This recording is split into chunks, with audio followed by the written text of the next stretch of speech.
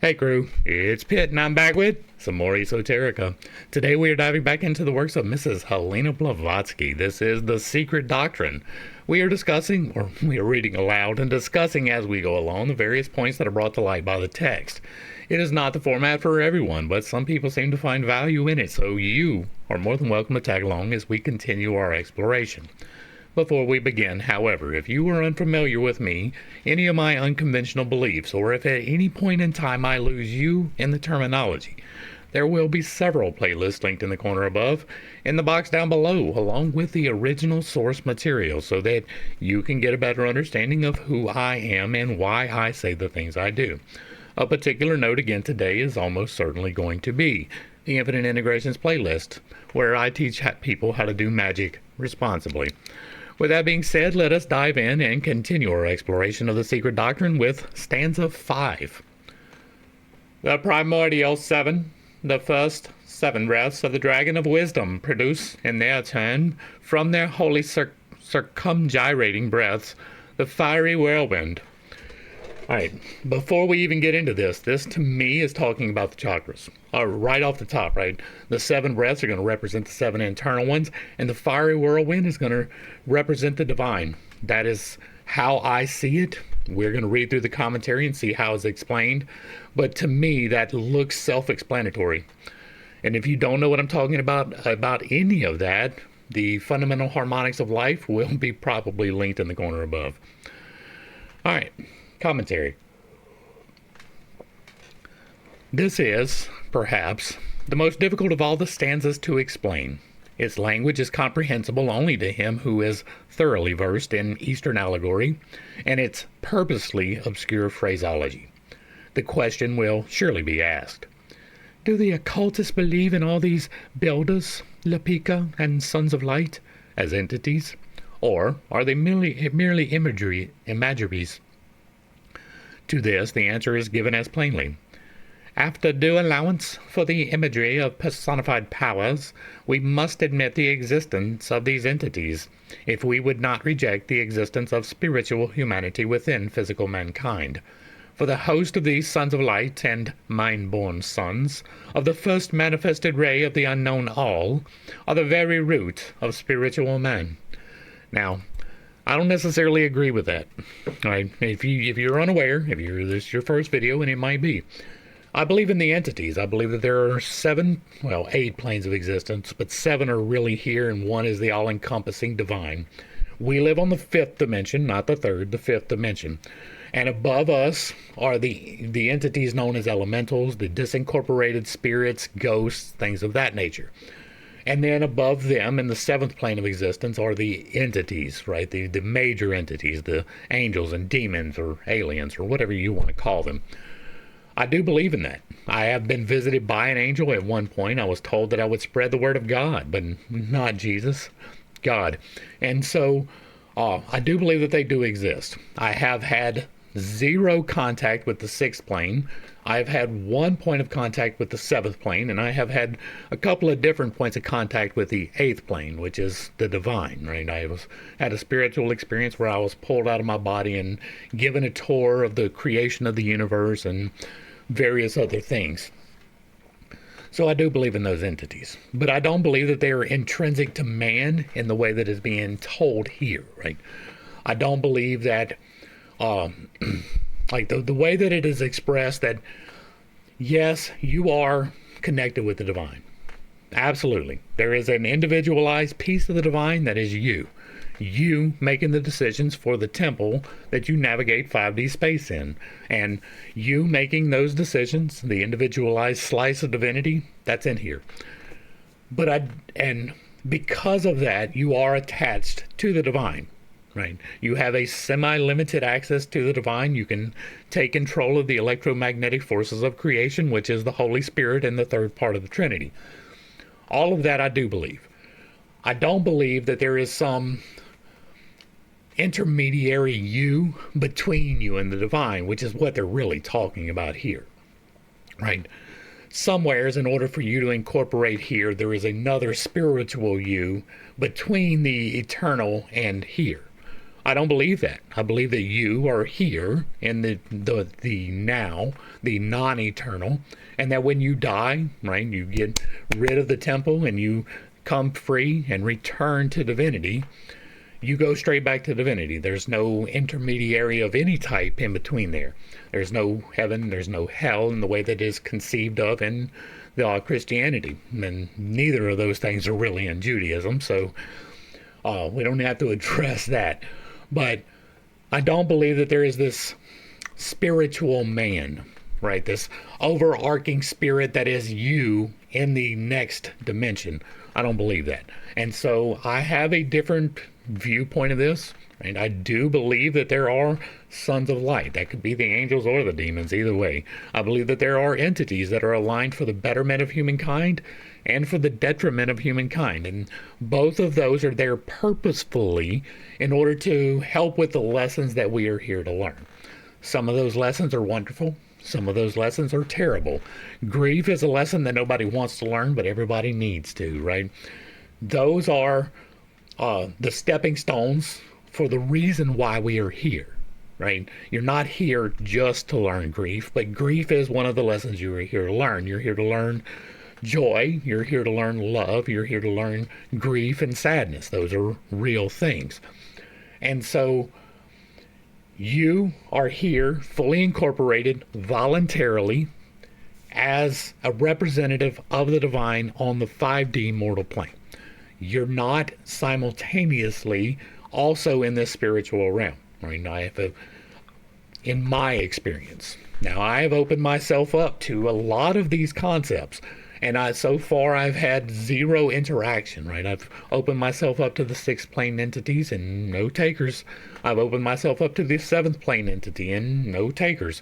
When I do the 8th, however, I go there. I do that. And so, for me, the divine doesn't need the intermediaries. I believe that the 7th plane are messengers. They are here to help guide and correct and show and sometimes tempt, but that they are not necessarily as intrinsic as it being intimated in this paragraph.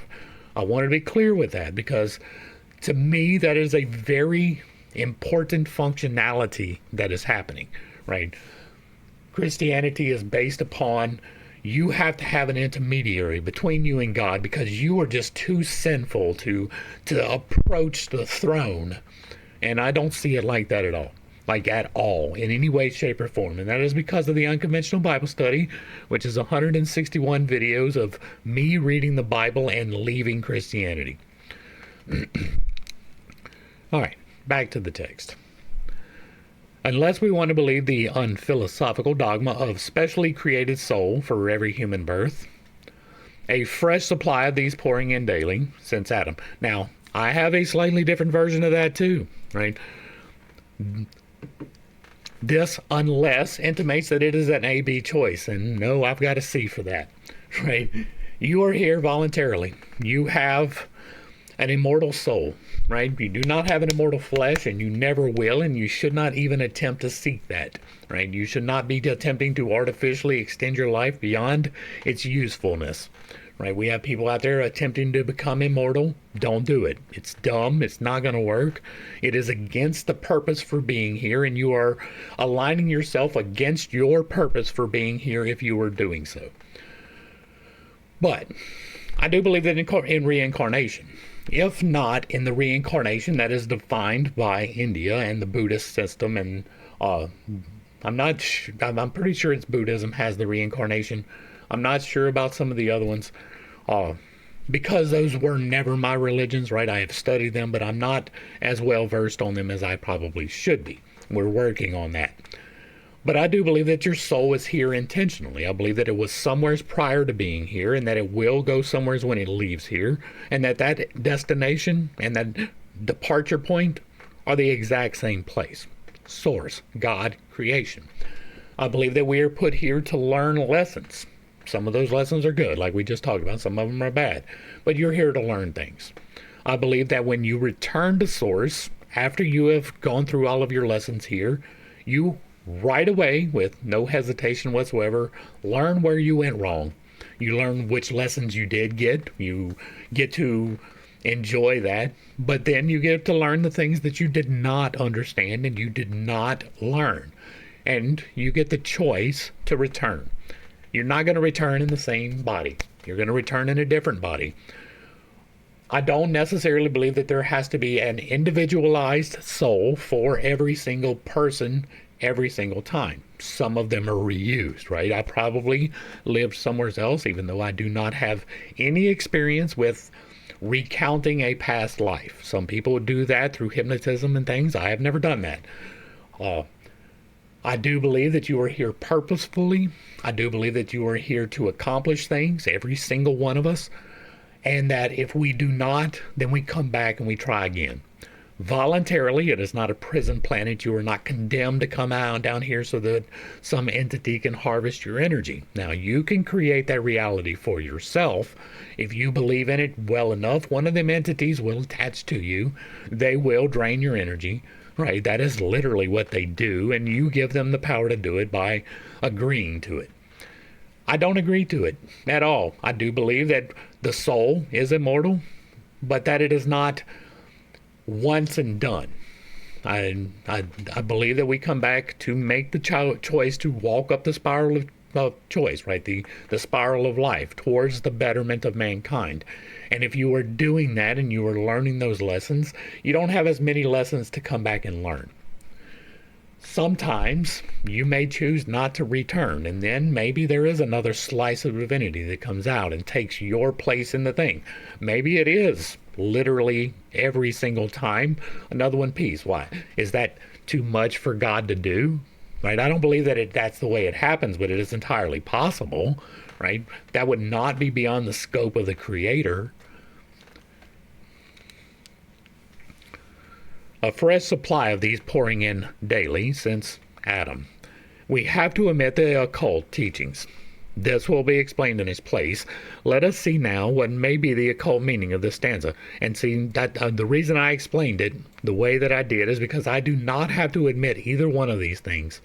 I do not have to admit that there is a fresh supply every day, nor do I have to admit that these mind-born sons are the first manifested ray of the unknown all at the very root of spiritual man. It is entirely possible, but that has not been revealed to me. And so, yeah. All right. The doctrine teaches that in order to become a divine, fully conscious God, even the highest, the spiritual primeval intelligences must pass through the human stage. And again, I disagree with the functionality of that. It is entirely possible that it is true, but the structure here is saying, number one, that you will become a divine, fully conscious God. No. You are a sliver of divinity, but you are not divine. That can be too much for some people to wrap their minds around, but you are not the Creator, right? You are a representative of the Creator. You are not the encompassing whole of creation. You are a tiny little fraction of it. And I mean a tiny little fraction of creation. Everything you see out there, that's not a firmament with some painting on it. That is real. Right? Galaxies exist. And so that is God.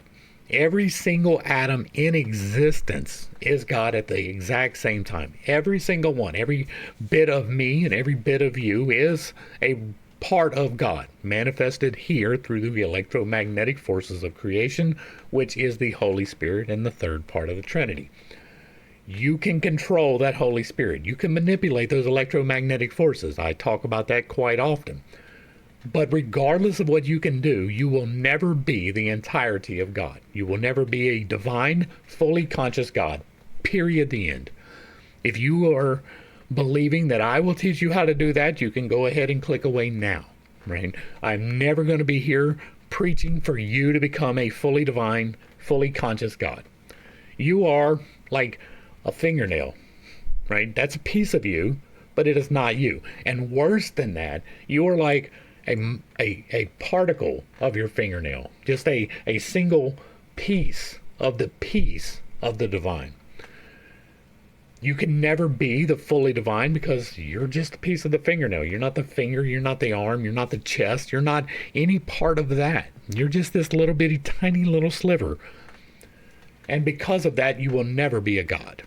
If you believe that you are going to be God, you're on the wrong study, period, the end. But, right, I do believe in the theory of spiritual evolution. Within the 7 planes of the non-divine, because the 8th is the divine, remember, you have the first plane of existence, which is a singular atom. Out there trying to be the best atom that you can. You merely exist. You do not have any autonomy whatsoever, right? You're being pushed around by the electromagnetic forces of creation to where you need to be assimilated into something else. You're a singular carbon atom or a singular oxygen atom.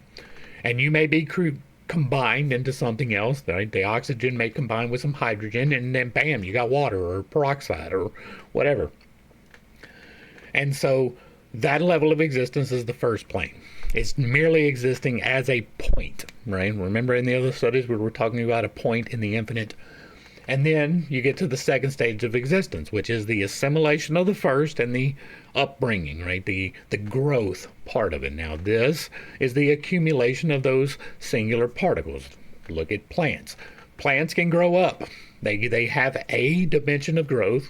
They do grow out a little bit, but it's not really, you can't go from here to there, right? So that would be width or length. But they got height. They grow up and a little bit out, and they exist. They sway and do in the wind, and they absorb the sunlight and try to be the best plant that they can be. They have assimilated this carbon. They're in the second plane of existence. The third plane of existence is the simple animals. These are the ones that don't think. They act merely upon instinct. A cow. You can't train a cow to do anything, right? They can see your truck coming and run to the food, okay, whatever, but you ain't teaching him to sit. You're not teaching him to fetch, right? You're not getting him on a cycle or a pattern even, really. They see you, they react. That is an instinctual thing. They're just like, oh, look, food, go. But they have the ability to go. They have that third dimension, right? They get up, they get out, they go over. That is the third dimension. The fourth dimension are the more intelligent animals. These are the ones with the base of thinking, right? They can get up, they can go, they move, but they can also think a little bit. They have anticipation. My dogs know what time it is, right? They know every single morning when I go to walk, they know it's time to go walk. They know when I get up, like they have a pattern and they recognize that pattern, but they don't think about tomorrow. They're thinking about now. They have a small capacity to think. They can be trained to do things, but they don't really have the capacity to think in time, right? They're not storing food for later in the way that we do it for months, right? They may hide a bone for later, but that is a resource guarding type thing and not really concerned with, oh, well, I'm saving this for tomorrow as much as I'm going to keep this for me. The fifth plane of existence is the one that we are on. This is the one with the concept of time, right? You have length, width, breadth. You can move over there if you want to. You can think, plan, and do in time. That is the fifth plane of existence, having the mastery, not the mastery of, but the conception of time. The sixth plane of existence, I believe, it has most likely the mastery of time, right? They come from the behind, in the case of disembodied spirits, or they are existing with fluidity of time, as in the elemental spirits. They can see a little bit forward, they can see a little bit back, but they can't really think about it too much, right? They can relay what they see, but they can't really tell you what it means. That is the sixth plane of existence. The seventh plane of existence has mastery of both time and thought. They not only can see what is out there, but they can take control of that and manipulate it, right? The messengers can guide you where you need to be. That is the seventh plane of existence. I believe that the disincorporated spirits are evolved sometimes, right? You can be a disincorporated spirit simply by maintaining too much of a control on the mortal plane, but some of them are here to help in the same manner that the entities are, both for positive and for negative. And so that is a step beyond us, but it comes from us. In the same way that we assimilate the meat from the animals that we eat and the plants that we eat, and they become part of us, we become part of the next thing when we are consumed from the 5D. Probably the same thing happens to a lesser scale on the 7th plane because of the nature of it. But again, this is not something that I have proof of. I can't sit down and write you a thesis which can be experimented on and show proof that this is true. It is something that I have spent a great deal of time thinking about, and the logic seems to be consistent. And so I am comfortable with relaying it, but again, it is speculation. So you will never be fully, completely God as the individualized piece of God. You can return to the fullness of God and choose not to come back and return completely to the fullness of God. And in that case, okay, you're becoming God. But it is not you, right? It is not the part that is making the decisions in 5D that is doing that. But I do believe that there is some progression for the soul through the process. And if you have not learned your lessons here, you're probably not going to make it to the 6th realm. Now, some of the disincorporated spirits have not learned their lesson. They may even be relegated back down to 4. Again, I'm not sure on the mechanics of that, but it does appear to be like there is an elemental existence beyond the one that we have with the ability to see forward and backwards in time. That is where your clairvoyance and their ancestor guides and the things of that nature. And so I just wanted to point out that, again, this is not necessarily A or B. There is definitely a C in the middle of that. And when we say, spiritual primeval intelligences must pass through the human stage. My main problem with that is the word must. Right? We don't know, we guess, we assume, we extrapolate, but we do not know. And when we say human, this does not apply merely to our terrestrial humanity, but to the mortals that inhabit any world. An example, to those intelligences that have reached the appropriate equilibrium between matter and spirit, as we have now, since the middle point of the 4th root race of the 4th round was passed. Each entity must have won for itself the right of becoming divine through self-experience. And see, again, it is the becoming divine that I have the problem with, right? Your sliver is already part of divinity. It is not becoming more divine. It is learning lessons on the mortal coil, but it is not becoming more divine through self-experience. Hegel, the great German thinker, must have known or sensed intuitionally this truth when saying, as he did, that the unconscious evolved the universe only in the hope of attaining clear self-consciousness, of becoming, in other words, man. For this is also the secret meaning of the usual Puranic phrase about Brahma being constantly moved by the desire to create. This explains also the hidden Kabbalistic meaning of the saying, the breath becomes a stone, the stone a plant, the plant an animal a man a spirit, and the spirit a God. And that is not that for I have not read these, right? I have not read anything even close to this. This is the first time for me to ever see it written in this manner, and it is remarkably similar to what I have just described to you. I do not believe that they have the mechanics right, but we can disagree on that. Neither one of us will know. I don't believe necessarily that this is even entirely, right, the breath becomes a stone, the stone a plant. That is adding an extra step in there, but whatever. The breath can be the divine from which we all come, because 8 and 0 are the same, right? 8 is the divine, the final, and 0 is the beginning, the start, alpha, omega. 0 and 8, infinity and infinity, are literally the divine on either side, the source from which we come and the destination to which we return. The mind-board sons, the rishis, the builders, etc., were all men of whatever forms and shapes in other worlds and preceding manvantaras. This subject, being so very mystical, is therefore the most difficult to explain in all its details and bearings, since the whole mystery of evolutionary creation is contained in it.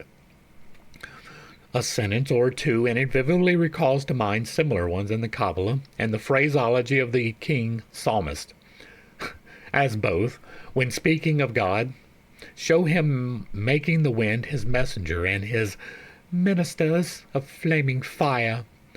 But in the esoteric doctrine it is used figuratively. The fiery wind is the incandescent cosmic dust which only follows magnetically, as the iron fillings follow the magnet, the directing thought of the creative forces. Now, let's talk real quick, because this is not opposed to what I stated at the beginning. You have 7 internal chakras. We have discussed them several times in the Infinite Integrations playlist. If you would like a longer explanation of that, the fundamental harmonics, I think, or the 8 chakras, one of the two will get you there. There are 7 internal and 1 external. Now, this fiery wind can represent the external one. Some people call it the Merkaba, right? That may be a term you're familiar with. But it is basically the capsule in which you live. There is 7 energetic points that hold you together inside: the base, the sacral, the solar plexus, the heart, the throat, the third eye, and the crown. These are connected to the external one. The external one begins if you extend your arm all the way out with your hand up like this, not out like that, but up like this. And if it starts in the base of your palm, that is the emanation point, the return point that seems to be related to right and left. You can do it the opposite way, but it's a lot harder to move the energy if you're moving it backwards. You can do it, though. I have done it. But it extends from you. It is powered through your heart, but it's defined by your width. It is all-encompassing. It extends from that point out. How far out it extends depends entirely upon you and your health and all of the various components that make up the physical incarnation.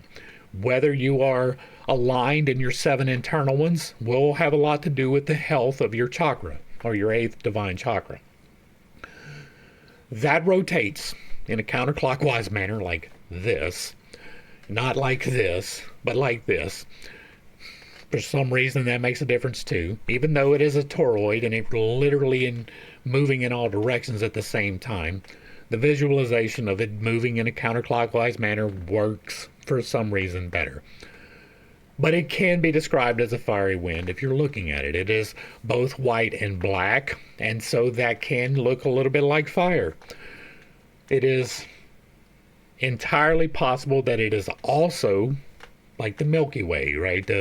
The cosmic plasma of the forces moving. The magnetic part is the part that I want to talk about here, right? The incandescent cosmic dust, which only follows magnetically. Your chakras are magnetic energizing points. They are influenced by magnetics. They influence magnetics, and the magnetics play an integral part in what it does, right? That is where manifestation happens, is in the going to the divine. Again, we talk about that in more detail in Infinite Integrations, but it is guided by electromagnetics, because everything is electromagnetics. Every single atom is held in place by electromagnetics. The nucleus is separated from the electrons by electromagnetics. So I believe that the Holy Spirit, the third part of the Trinity, is the electromagnetics. It is both the atoms and all of the space between the atoms. And so this fits both on the macro scale with the universe and the Milky Way, and on the micro scale with you and your chakras. As the iron fillings follow the magnet, the directing thought of the creative forces. And the magnetics of the force of your creation, which is your soul expressing its will into the Holy Spirit, which allows the next to become, or the now to become next, that is the directing thought of the creative forces. And you are moving the magnetics in the way that is attracting what you're looking for. That's how manifestation works. Yet, this cosmic dust is something more, for every atom in the universe has the potentiality of self-consciousness in it, and is, like the monads of Leibniz, a universe in itself and for itself. It is an atom and an angel. In this connection, it should be noted that one of the luminaries of the modern evolutionist school, Mr. A.R. Wallace, when discussing the inadequacy of natural selection as the sole factor in the development of physical man, practically concedes the whole point here discussed. He holds that the evolution of man was directed and furthered by superior intelligences, whose agency is a necessary factor in the scheme of nature.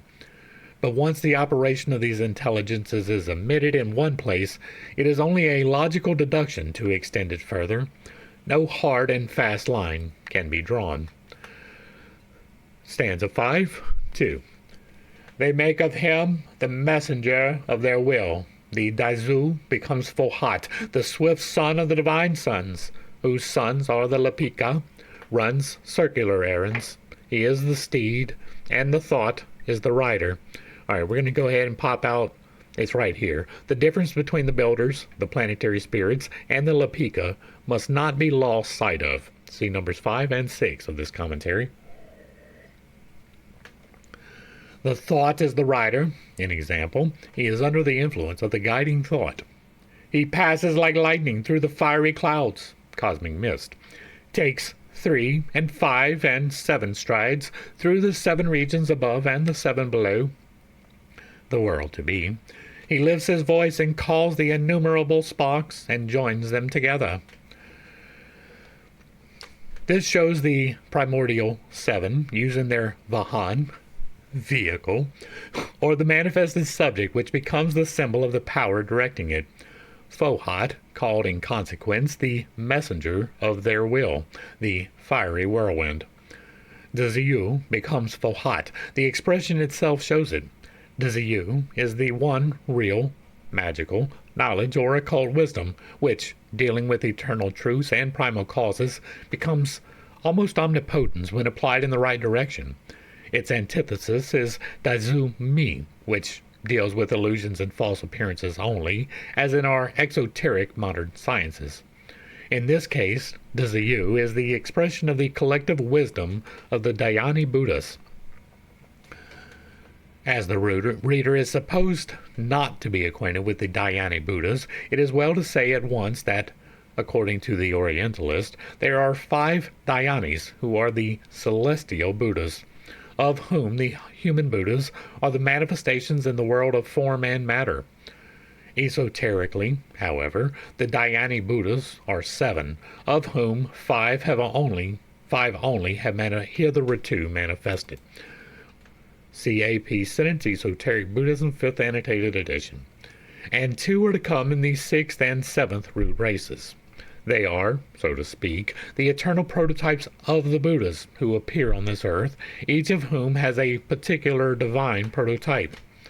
So, for instance, Amitabha is the Dhyani Buddha of Gautama Sakyamuni, manifesting through him whenever this great soul incarnates on earth, as he did in Tsongkhapa. Let's check that footnote. The first and greatest reformer who founded the Yellow Caps, Gyalugpas. He was born in the year 1355 A.D. in Amdo and was the avatar of Amitabha, the celestial name of Gautama Buddha. As the synthesis of the 7 Dhyani Buddhas, Avalokiteshvara was the first Buddha, the Logos. So Amitabha is the inner god of Gautama, who, in China, is called Amita Buddha. They are, as Mr. Rice Davis correctly states, the glorious counterparts in a mystic world, free from the debasing conditions of this material life, of every mortal Buddha. The liberated Manushi Buddhas appointed to govern the earth in this round.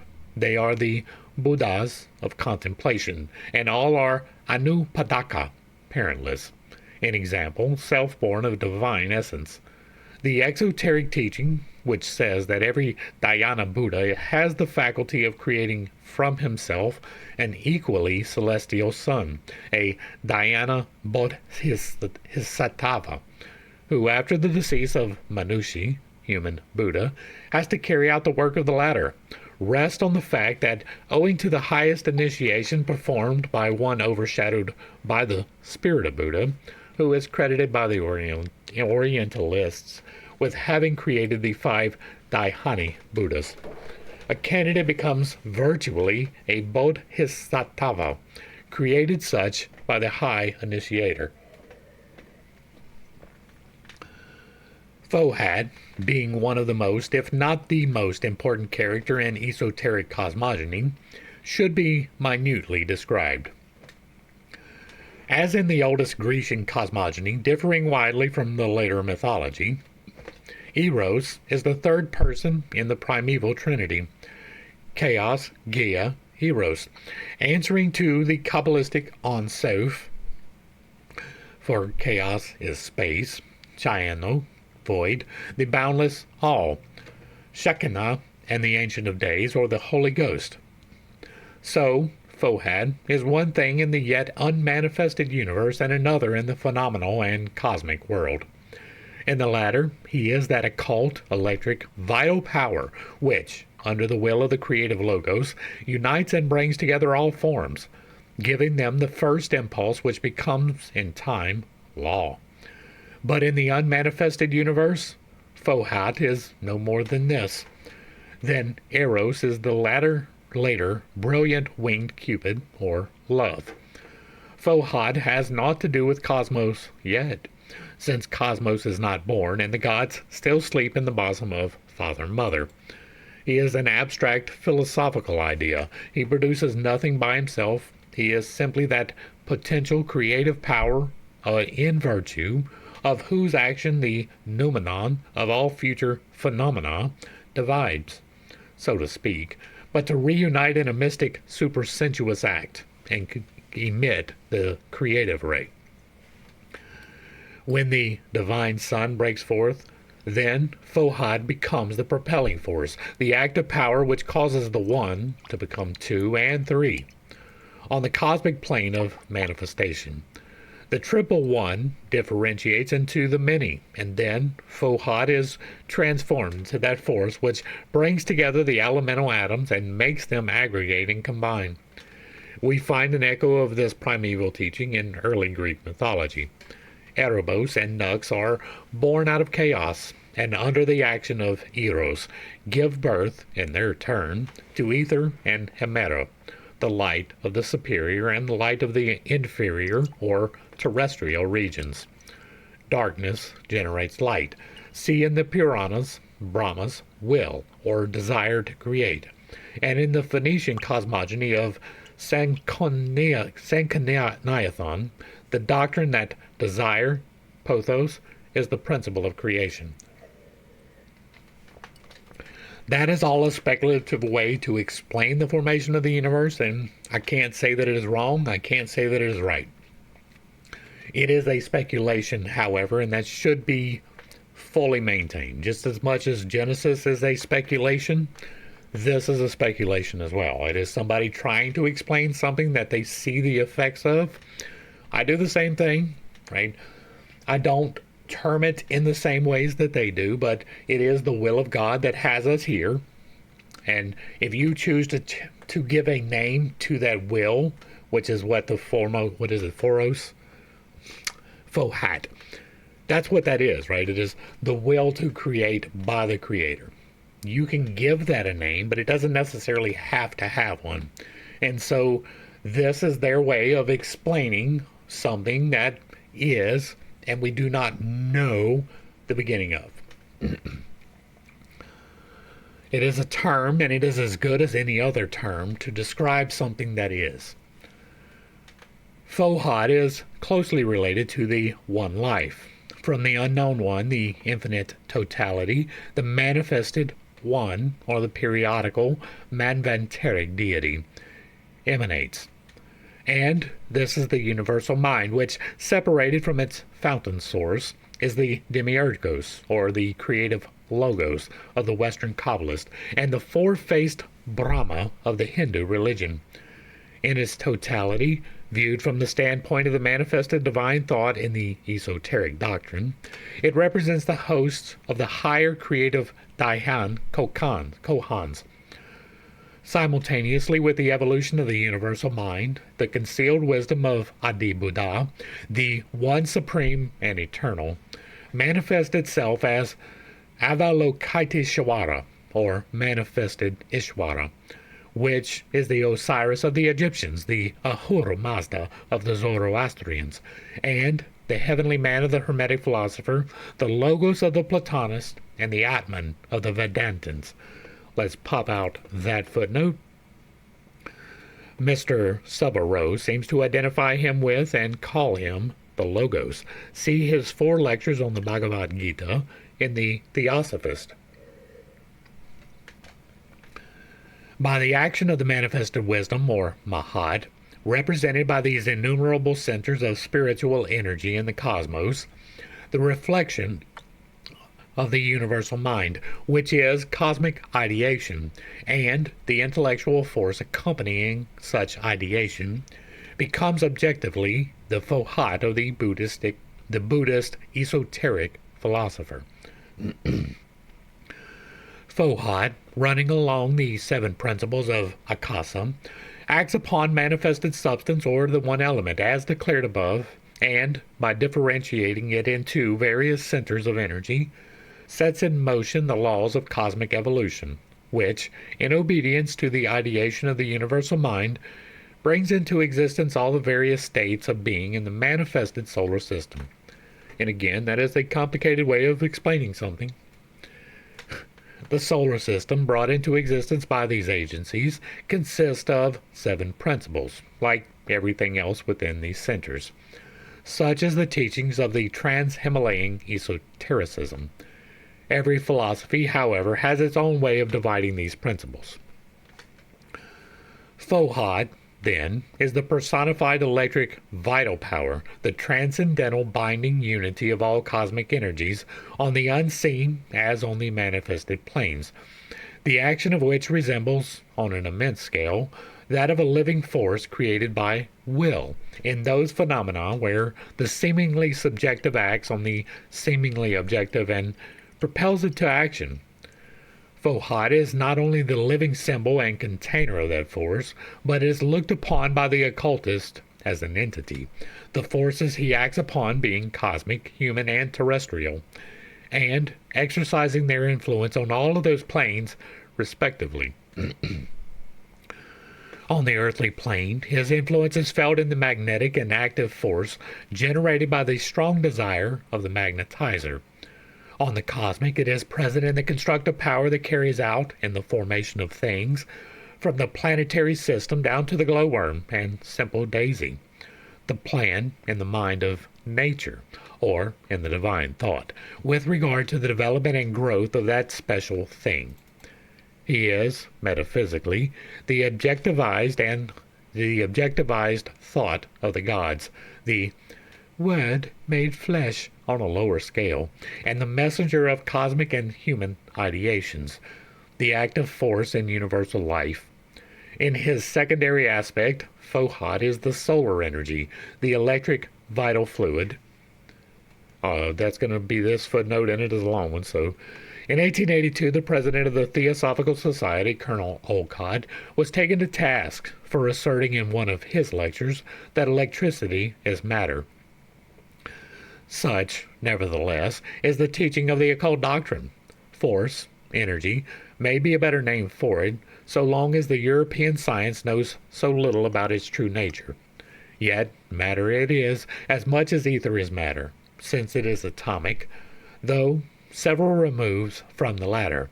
It seems ridiculous to argue that because a thing is imponderable to science, therefore it cannot be called matter.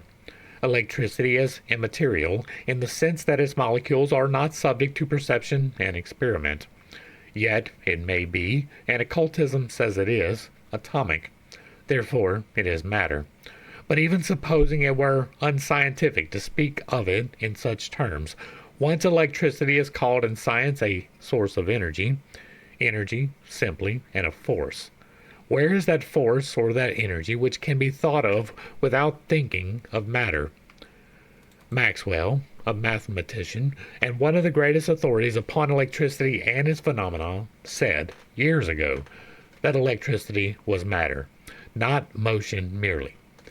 If we accept the hypothesis that the elementary substances are composed of atoms, we cannot avoid concluding that electricity also, positive as well as negative, is divided into definite elementary portions, which behave like atoms of electricity. Helmholtz, Faraday Lecture, 1881.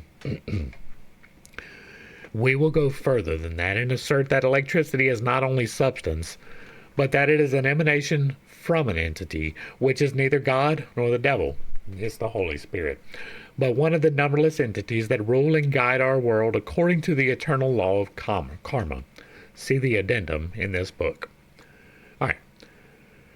Fohot is the solar energy, the electric vital fluid, and the preserving fourth principle, the animal soul of nature, so to say, or electricity. In India, Fohot is connected with Vishnu and Surya in the early character of the first god. For Vishnu is not a high god in the Rig Veda. The name Vishnu is from the root vish, to pervade, and Fohot is called the pervader and the manufacturer because he shapes the atoms from crude material. Let's go ahead and pop that footnote. It is well known that sand, when placed on a metal plate in vibration, assumes a series of regular carved figures of various descriptions. Can science give a complete explanation of this fact? Yes. Yes, we actually can do that now. I actually have a whole video devoted simply to that. Maybe that'll be the one that I'll link if I remember. It's in the Infinite Integrations playlist. I don't remember the name of it right now, so I'd have to look it up. In the sacred text of the Rig Veda, Vishnu also is a manifestation of the solar energy, and he is described as striding through the 7 regions of the universe in 3 steps. 1, 2, 3. We've talked about that. And Vedic God having little in common with the Vishnu of later times. Therefore, the two are identical in this particular feature, and one is the copy of the other. I'm talking about, right, as above, so below. If you get the lower 3 and the upper 3 conjoined with the 1 in the middle and the 1 on the out, right, that is 1, 2, and 3. The 3 and 7 strides refer to the 7 spheres inhabited by man of the esoteric doctrine, as well as to the 7 regions of the earth. I just gave you an explanation for 3 and 7, and it's really 3 and 8, but that is a misunderstanding that everybody has. Notwithstanding the frequent objections made by would-be Orientalists, the 7 worlds or spheres of our planetary chain are distinctly referred to in the exoteric Hindu scriptures. But how strangely all these numbers are connected with like numbers in other cosmogonies and with their symbols can be seen from comparisons and parallelisms made by students of old religions. The 3 strides of Vishnu through the 7 regions of the universe of the Rig Veda have been variously explained by commentators as meaning fire, lightning, and the sun. All 3 of those are the same thing, cosmically, and having been taken in the earth, the atmosphere, and the sky. Also as the 3 steps of the dwarf, Vishnu's incarnation, though more philosophically, and in the astronomical sense, very correctly, they are explained by Arnavabha as being the various positions of the sun, rising, noon, and setting. Esoteric philosophy alone explains it clearly, and the Zohar laid it down very philosophically and comprehensively. It is said and plainly demonstrated therein that in the beginning the Elohim, are called Echad, one, or the deity is one in many. A very simple idea in a pantheistic conception, in its philosophical sense, of course. Then came the change. Jehovah is Elohim, thus unifying the multiplicity and taking the first steps towards monotheism. Now to the query, how is Jehovah Elohim? The answer is by 3 steps. From below, the meaning is plain. Let's see the footnote. The numbers 3, 5, and 7 are prominent in speculative masonry, as shown in Isis. A mason writes, there are the 3, 5, and 7 steps to show a circular walk. The 3 faces of 3, 3 to 5, 3, 3, 5, 3, and 7, 3, etc. sometimes comes in this form. 753 divided by 2 equals 376.5. And 7,635 divided by 2 is 3,817.5. And the ratio of 20,612 divided by 6,561 feet for cubic measure gives the Great Pyramid measures, etc., etc. 3, 5, and 7 are mystical numbers, and the last and the first are as greatly honored by the Masons as by the Parisians, the triangle being a symbol of deity everywhere. See the Masonic Cyclopedia and Pythagorean Triangle, Oliver. As a matter of course, doctors of divinity, Castle, for instance, show the Zohar explaining and supporting the Christian Trinity. It is the latter, however, that had its origin from the triangle of the heathen in the archaic occultism and symbology. The 3 strides relate metaphysically to the descent of spirit into matter, of the Logos falling as a ray into the spirit and then into the soul, and finally into the human physical form of man, in which it becomes life. So that would be the body, the soul, and the spirit. These number things I have explained already several times, and if you're doing complicated mathematics, you're probably doing it wrong. That is not to say that there are not ratios. It is not to say that there are not intrinsic numbers, right? The golden mean being a very important one, and even this. The number 138 shows up in the pyramids quite a lot. That is something to be paid attention to. All right. Where were we? Right here, plane. I don't know why that moved. It didn't. There we go. They are all symbols and emblematic, mutually and correlatively, of spirit, soul, and body, man. Of the circle transformed into spirit, the soul of the world and its body, or earth, stepping out of the circle of infinity that no man comprehendeth, Ein Sof, the Kabbalistic synonym for Parabram, for the Zerana Akarim of the Mazdians, or for any other unknowable, becomes 1, the Ikad, the Ika, the Ahu. Then he, or it, is transformed by evolution into the one in many, the Dhyane Buddhas, or the Elohim, or, again, the Amshaspans, his 3rd step being taken into the generation of flesh, or man, and from man, or Yehovah, male-female, the inner divine entity becomes, on the metaphysical plane, once more the Elohim.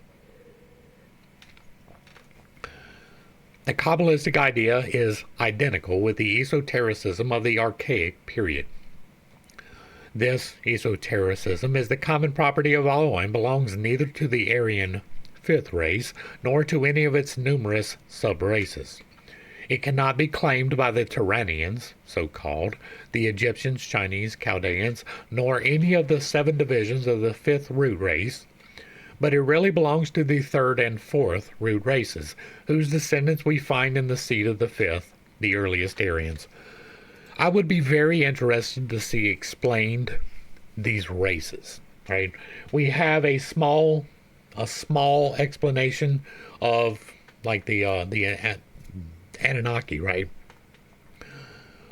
But that is not fully explained in this, and this seems to be separating the Aryans, which she understands to be Indian and not white people, for y'all who can't get past that.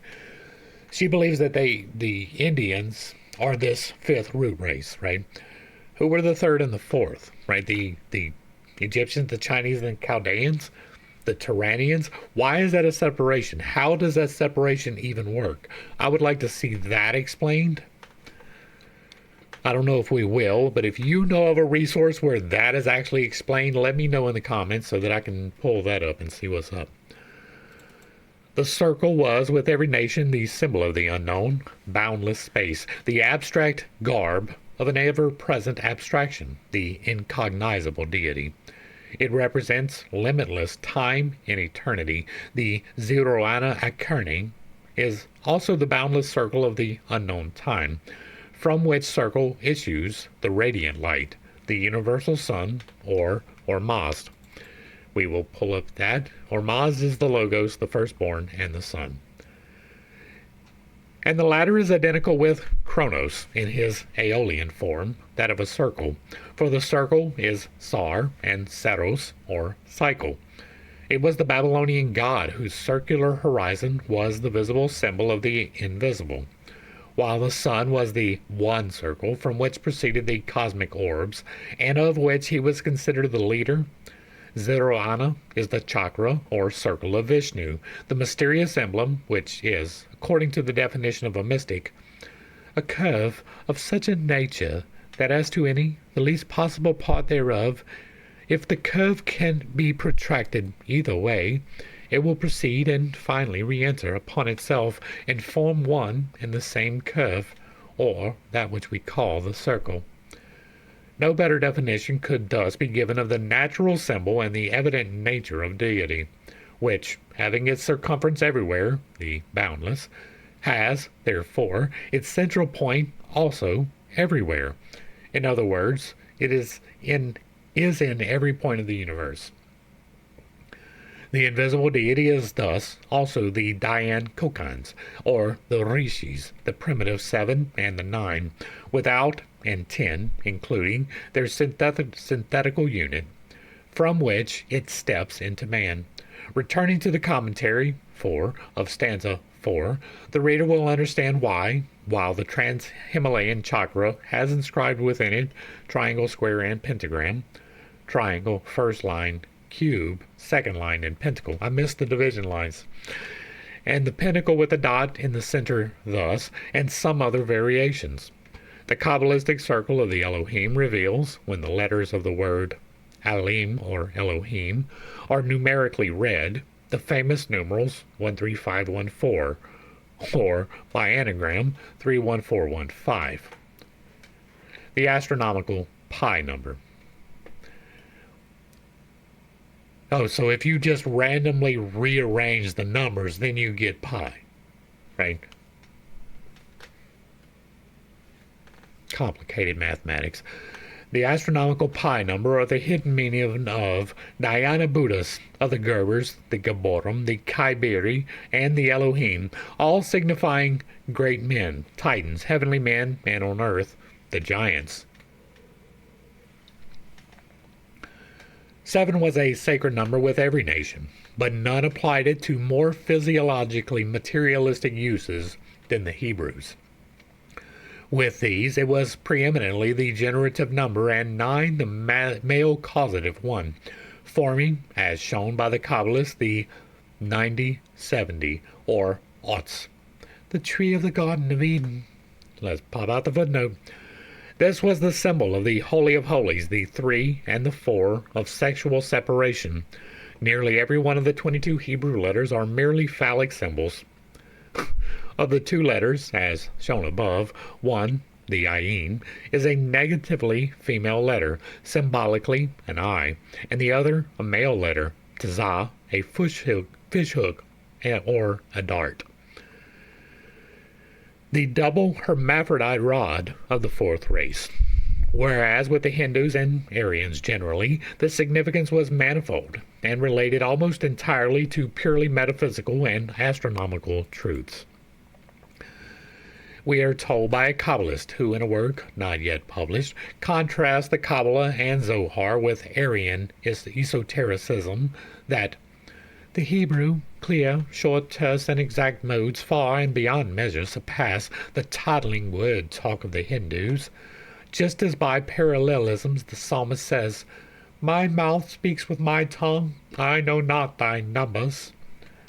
The Hindu glyph shows, by its insufficiency in the large admixture of adventitious sides, the same borrowed plumage that the Greeks, the lying Greeks, had, and then masonry has, which, in the rough monosyllabic and apparent poverty of the Hebrews, shows the latter to have come down from a far more remote antiquity than any of these, and to have been the source, or nearer the original old source, than any of them. This is entirely erroneous. Our learned brother and correspondent judges apparently the Hindu religious systems by their Shastras and Puranas, probably the latter, and in their modern translation, moreover, which is disfigured out of all recognition by the Orientalists. It is to their philosophical systems that one has to turn, to their esoteric teaching, if he would make a point of comparison. No doubt the symbology of the Pentateuch and even of the New Testament comes from the same source. But surely the Pyramid of Cheops, whose measurements are all found repeated by Professor Piazzi Smythe in Solomon's Alleged and Mythical Temple, is not of a later date than the Mosaic books. Hence, if there is any such great identity as claimed, it must be due to the servile copying on the part of the Jews, not on that of the Egyptians. The Jewish glyphs, and even their language, the Hebrew, are not original. They are borrowed from the Egyptians, from whom Moses got his wisdom. I disagree with that, but go ahead. From the Coptic and probable kinsman, if not parent, of the old Phoenician, and from the Hyksos, their alleged ancestors, as Josephus shows in his Against Apion. Aye, but who are the Hyksos shepherds, and who the Egyptians?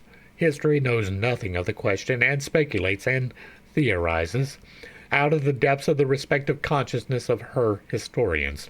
See Isis Unveiled. Comism, or Old Coptic, says Bunsen, is from West Asia, and contains some germ of the Semitic, thus bearing witness to the primitive cognate unity of the Aryan and Semitic races. And he places the great events in Egypt 9,000 years B.C.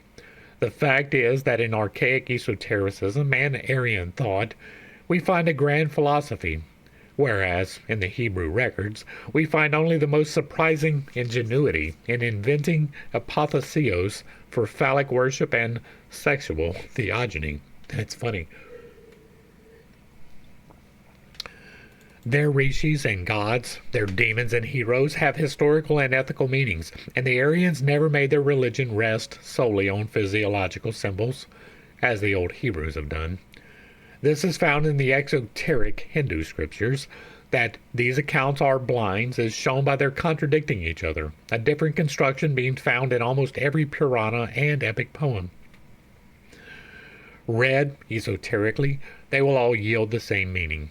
Thus, one account enumerates 7 worlds, exclusive of the netherworlds, also 7 in number. These 14 upper and nether worlds have nothing to do with the classification of the septenary chain and belong to the purely ethereal, invisible worlds. These will be noticed elsewhere. Suffice for the present to show that they are purposely referred to as though they belong to the chain.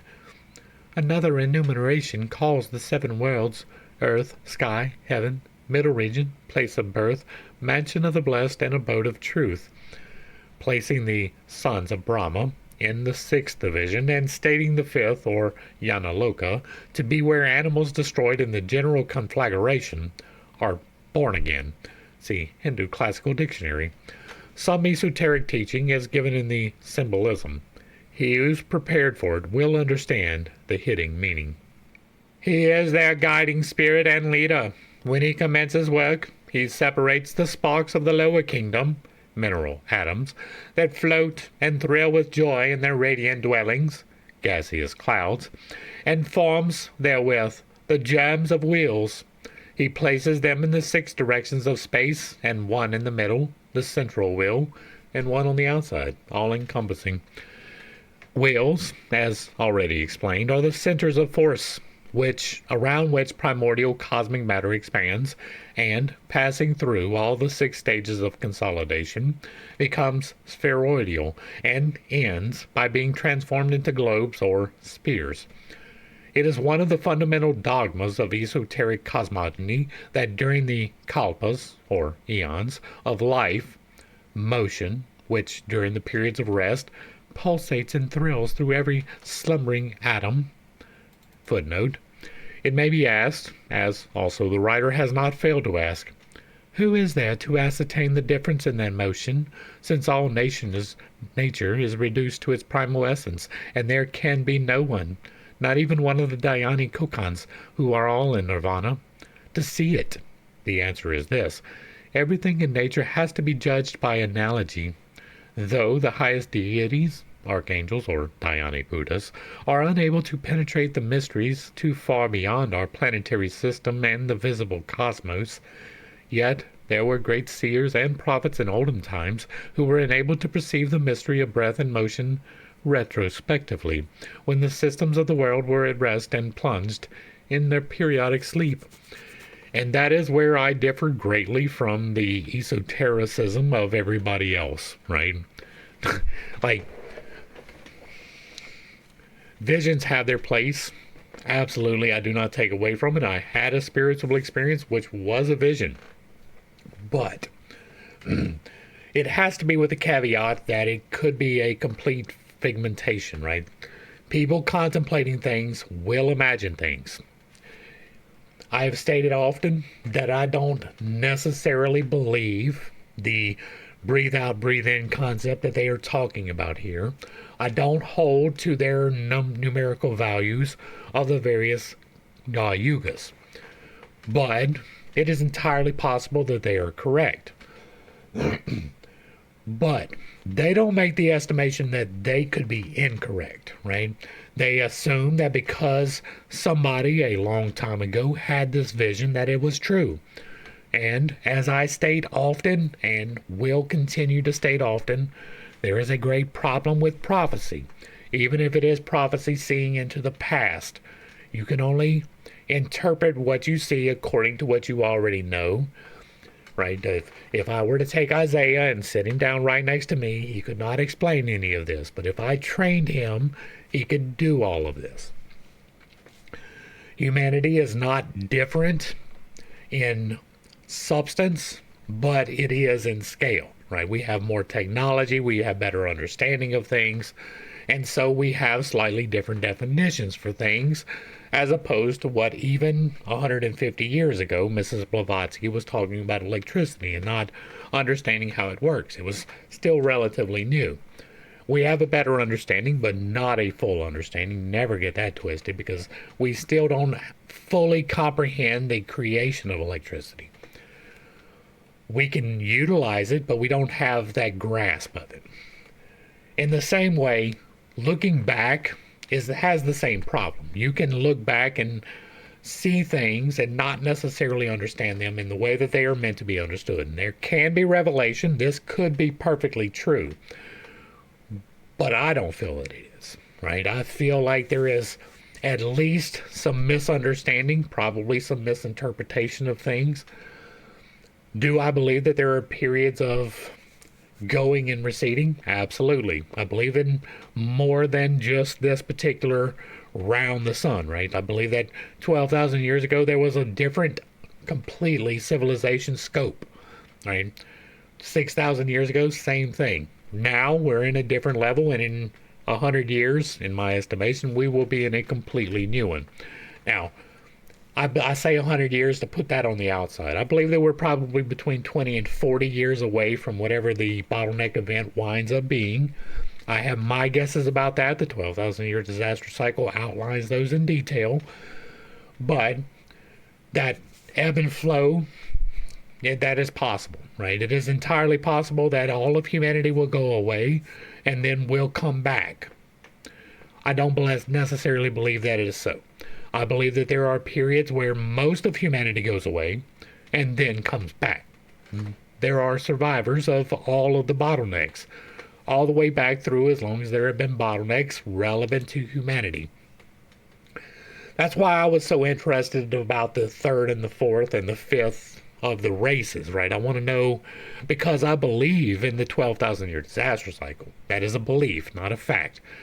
Even though it is backed by scientifically trackable evidence, still not a fact until it actually happens, or we have a better understanding and corroboration of it happening in the past. It'll be a speculation, it's just one that I hold on to. It could be breathing out and breathing in. It could, but I don't necessarily believe it's so. I don't believe that everything is going to go away and then come back. It could, right? The second race could have been dinosaurs, and that happened, right? And so just take it with a grain of salt. And I know we're reading about magic, and why would we take anything with a grain of salt, right? But the elemental part of this is right. The motion part of this is right. How it is expressed doesn't necessarily have to be right. Much like the names of these forces. They don't have to have a name, but you can give them one. You can deify the force of creation or the force of change, not necessarily creation, in any manner that you want. Doesn't make it true. And that's all I'm really trying to point out. You can hold this, you can believe this, it doesn't have to be proven. Much in the same way that my 12,000 year disaster cycle doesn't have to be proven for me to believe it. I have very firm reasons for thinking that it's true, but I will not know until the time has come. Either we are in the event or I am returned to source. Then I'll know one way or the other. It may be I'm completely wrong, but I don't think so. Or else I wouldn't say it. All right. During the periods of rest, pulsates and thrills through every slumbering atom. Commentary on Dizan assumes an ever-growing tendency from the first awakening of cosmos to a new day, to circular movement. The deity becomes a whirlwind. They are also called rotae, the moving wheels of celestial orbs participating in the world's creation. When the meanings refer to the animating principles of the stars and planets, for in the Kabbalah they are represented by the Ophanim, the angels of the spheres and stars, of which they are the informing souls. Now, again, I have slightly different beliefs. Right? I believe in the 7 internal and 1 external chakra, and they all rotate. Some of them rotate clockwise, some of them rotate counterclockwise, and it alternates all the way up, right? It starts clockwise, moves to counter, moves back to clockwise, moves to counter. All the way up, all the way through. And so those could be rotate. Those could be the whirlwind, each and every one of them. I do believe that there are other chakras. I believe that the planet has chakras. You may know them as ley lines, right? Well, you may know the finding of them as ley lines, right? There is a belief held by many, many, many cultures that there are energetic points of emanation and return, and that there are lines between those points of emanation and return. In my estimation, where those lines intersect, right, you have an emanation point and it has a whole bunch of lines coming out of it, that's the Earth's chakra. I believe that there are many of them, probably many more than 7. But it could be 7, it could be 7,000. I don't know. I've never actually visited one. I'd like to, but I don't know how to isolate that. And so I do believe that it is possible that what is being described here is actually talking about the chakras as well. Both the human chakras for the makeup of me and you, because you are held together by your energy. And it could be the planet, it could be this planet has all of these small chakras and one large chakra, which probably called the firmament or something, that separates us from the others, and that each of the other planets also have these energetic points, emanation and return. And so that could be chakras as well. That rotate could indeed be. And that's just what I wanted to point out.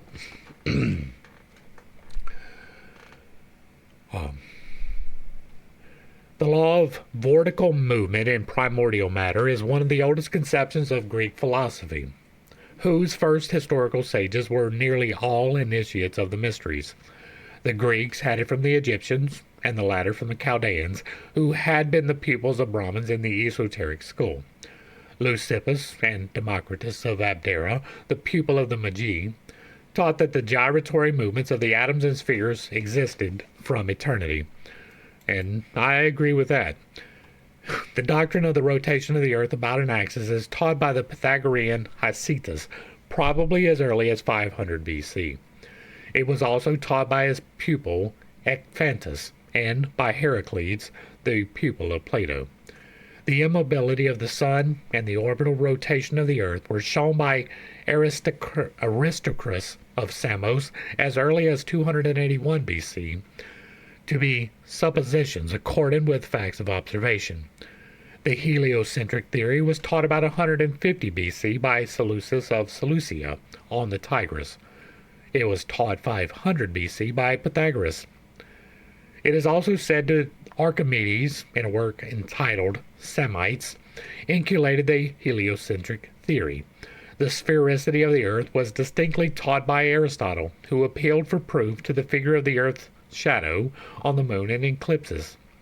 Aristotle, De Colio, Library 2, Chapter 14. My Roman numerals are still not great. The same idea was defended by Pliny. These views seem to have been lost from knowledge for more than 1,000 years, intentionally. Hicetas, Heraclides, Ecphantus, Pythagoras, and all his pupils taught that the rotation of the earth, and Aryabhata of India, Aristarchus, Seleucus, and Archimedes calculated its revolution as scientifically as the astronomers do now. While the theory of elemental vortices was known to Anaxagoras and maintained by him for 500 years BC, or nearly 2,000 before it was taken up by Galileo Descartes and Swedenborg, and finally, with slight modifications, by Sir William Thomson, see his Vortical Atoms. All such knowledge, if justice be only done to it, is an echo of the archaic doctrine, an attempt to explain which is now being made. How men of the last few centuries have come to the same ideas and conclusions that were taught as axiomatic truths in the secrecy of the Advaita dozens of millenniums ago is a question that is treated separately. Some were led to it by the natural progress in physical science and by independent observation. Others, such as Copernicus, Swedenborg, and a few more, their great learning notwithstanding, owed their knowledge far more to intuitive than to acquired ideas, developed in the usual way by a course of study. Footnote that Swedenborg, who could not possibly have known anything of the esoteric ideas of Buddhism, came independently near the occult teaching in his general conceptions, is shown by his essay on the vortical theory. In Clissold's translation of it, quoted by Professor Winchell, we find the following resume. The first cause is the infinite or unlimited. This gives existence to the first finite or limited, the Logos in his manifestation and the universe. That which produces a limit is analogous to motion. See first stanza, supra. The limit produced is a point, the essence of which is motion, but being without parts, this essence is not actual motion, but only a conatus to it. In our doctrine, it is not a conatus, but a change from a eternal vibration in the unmanifested to vortical motion in the phenomenal or manifested world. From this first proceed extension, space, figure, and succession, or time. As in geometry, a point generates a line a surface, and a surface a solid. So here the conatus of a point tends towards lines, surfaces, and solids. In other words, the universe is contained in ovo in the first natural point. The motion towards which the conatus tends is circular, since the circle is most perfect of all figures. The most perfect figure of a motion must be the perpetually circular. That is to say, it must proceed from the center to the periphery, and from the periphery to the center. Quoted from Principia Rerum Naturale. This is occultism, pure and simple. See A Mystery About Buddha. By the six directions of space is here meant the double triangle, the junction and blending together of pure spirit and matter, of the arupa and the rupa, of which the triangles are a symbol. This double triangle is a sign of Vishnu, as it is Solomon's seal and the Sri Antara of the Brahmins. We have talked about, I'm not going to draw it out again, but we have talked about that star. Stanza 5 continued. 4. Fohat traces spiral lines to unite the sixth to the seventh, the crown. An army of the sons of light stands at each angle, the Lapika, in the middle wheel. They, the Lapika, say, "This is good. The first divine world is ready. The first is now. The second world, then the divine Arupa, the formless universe of thought, reflects itself in Kakayalak, the shadowy world of primal form, or the intellectual, the first garment of the Anupadaka." It's funny that they mentioned crown, huh? This tracing of spiral lines refers to the evolution of man's as well as nature's principles, an evolution which takes place gradually, as will be seen in Book 2, on the origin of the human races. Hey, maybe we will get that answer I was looking for. As does everything else in nature.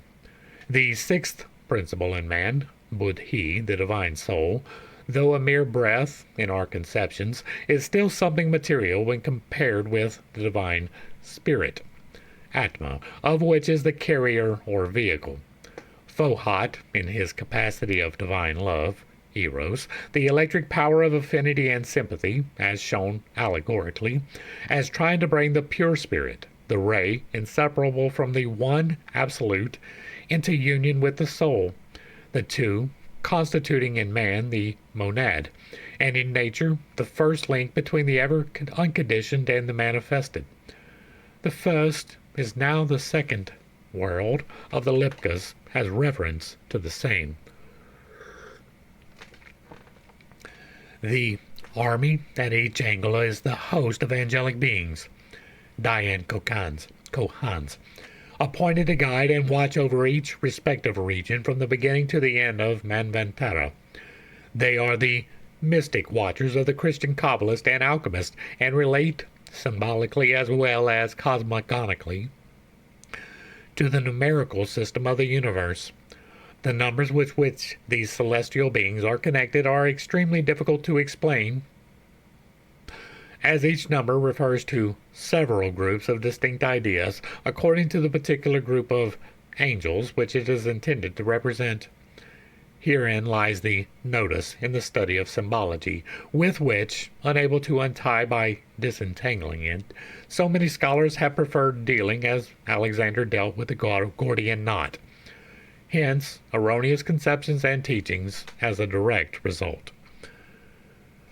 The first is the second, because the first cannot really be numbered or regarded as the first, as that is the realm of noumena in its primary manifestation, the threshold of the world of truth, or sat, through which the direct energy that radiates from the one reality, the nameless deity, reaches us. Here, again, the untranslatable term sat, Venus, is likely to lead into an erroneous conception, since that which is manifested cannot be sat, but is something phenomenal, not everlasting, nor, in truth, even semi-paternal. It is coeval and coexistent with the one life, secondless, but as a manifestation it is still a Maya like the rest. This world of truth can be described only in the words of the commentary as a bright star dropped from the heart of eternity, the beacon of hope on whose 7 rays hang the 7 worlds of being. Truly so, since those are the 7 lights whose reflections are the human immortal monads, the Atma, or the irradiating spirit of every creature of the human family. First, the septenary light, then the divine world, the countless lights lit at the primeval light, the Buddhis, or formless divine souls, of the last Arupa, formless world, the sum total in the mysterious language of the old stanza. In the catechism, the master is made to ask the pupil, "Lift thy head, O Lanu. Dost thou see one or countless lights above thee burning in the dark midnight sky?" "I sense one flame, O Guru Deva. I see countless undetached sparks shining in it." "Thou sayest well. And now look around and into thyself. That light which burns inside thee, dost thou feel different in any wise from the light that shines in thy brother men?" It is in no way different, though the prisoner is held in bondage by karma, and though its outer garments delude the ignorant into saying, "Thy soul and my soul." The radical unity of the ultimate essence of each constituent part of compounds in nature, from star to mineral atom, from the highest Dian Kohan to the smallest infusoria, in the fullest acceptation of the term, and whether applied to the spiritual, intellectual, or physical worlds. This is the one fundamental law in occult science. The deity is boundless and infinite expansion, says an occult axiom, and hence, as remarked, the name of Brahma. Footnote. In the Rig Veda we find the names Brahman Sapati and Brihaspati alternating and equivalent to each other. See also Brihad Upanishad. Brihaspati is a deity called Father of the Gods. There is a deep philosophy underlying the earliest worship in the world, that of the sun and of fire. Of all the elements known to physical science, fire is the one that has ever eluded definite analysis. It is confidently asserted that air is a mixture containing the gases oxygen and nitrogen. We view the universe and the earth as matter composed of definite chemical molecules. We speak of the primitive 10 earths, endowing each with a Greek or Latin name. We say that water is, chemically, a compound of oxygen and hydrogen. But what is fire? It is the effect of combustion, we are gravely answered. It is heat and light in motion, and a correlation of physical and chemical forces in general. And this scientific definition is philosophically supplemented by the theological one in Webster's dictionary, which explains fire as the instrument of punishment or the punishment of the impenitent in another state. The state, by the by, what being supposed to be spiritual. But alas, the presence of fire would seem to be a convincing proof of its material nature. Fire is activated plasma, right? Plasma is the activity of change, whether that is a lightning bolt ionizing the atmosphere as it descends to the earth, in which it definitely makes changes. Plasma is the state of change. It is the mechanism by which change happens in this scale. Fire is the consumption of the base material, the carbon-based material, into another form. It is releasing from the matter into gas, and the fire is the exothermic plasma change happening. So while they did not have the terminology for that, we kind of do now.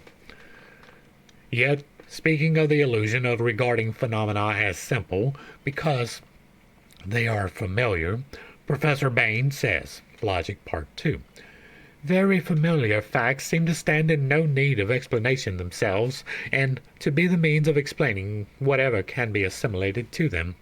Thus, the boiling and evaporation of a liquid is supposed to be a very simple phenomenon requiring no explanation, and a satisfactory explanation of rarer phenomena. That water should dry up is, to the uninstructed mind, a thing wholly intelligible, whereas the man acquainted with physical science, the liquid state is anomalous and inexplicable. The lighting of a fire by a flame is a great scientific difficulty, yet few people think so. And again, we have explained this, right? Back then, they were just beginning to really get a grasp on chemistry, but we do know how this happens now. It is an effect of pressure and plasma, right? The Evaporation process is a less visible means of plasma expulsion, but it is literally what is happening. You are ripping apart the bonds that hold together the oxygen and the liquid, or the oxygen and the hydrogen, which form into the liquid through heat. It's the same way that combustion happens, just in a different manifestation thereof. And so, once again, we do have the mechanism to explain that these days. What says the esoteric teaching with regards to fire? Fire, it says, is the most perfect and unadulterated reflection in heaven as on earth of the one flame. That is true. It is life and death, the origin and the end of every material thing. It is divine substance, plasma.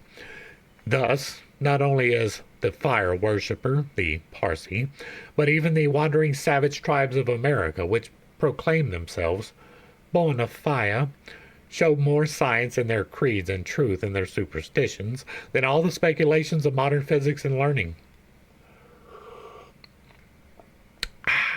The Christian who says, God is a living fire, and speaks of the Pentecostal tongues of fire and of the burning bush of Moses, is as much a fire worshipper as any other heathen.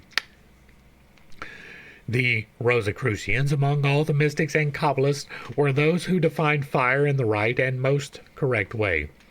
Procure a sixpenny lamp, keep it only supplied with oil, and you will be able to light at its flame the lamps, candles, and fires of the whole globe without diminishing that flame. If the deity, the radical one, is eternal and infinite substance, the Lord thy God is a consuming fire, and never consumed, then it does not seem reasonable that the occult teaching should be held as unphilosophical when it says, thus were the Rupa and Rupa worlds formed from one light, 7 lights, from each of the 7, 7 times 7, etc., etc. Stanza 5 continued, 5. Fohat takes 5 strides, having already taken the first 3, and builds a winged wheel at each corner of the square for the 4 holy ones and their armies. The strides, as already explained, see commentary on stanza 4, refer to both the cosmic and human principles, the latter of which consist, in the exoteric division, of 3, spirit, soul, and body, and in the esoteric calculation of 7 principles, 3 rays of the essence and 4 aspects. Those who have studied Mr. Sennett's esoteric Buddhism can easily grasp the nomenclature. There are 2 esoteric schools, or rather one school, divided into 2 parts, one for the inner Lanus and the other for the outer or semi-lay Kailas beyond the Himalayas. The first teaching a septenary, and the other a 6-fold division of human principles.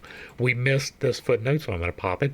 The 4 aspects are the body, its life or vitality, and the double of the body, the triad, which disappears with the death of the person, and the kamarupa, which disintegrates in kamaluka.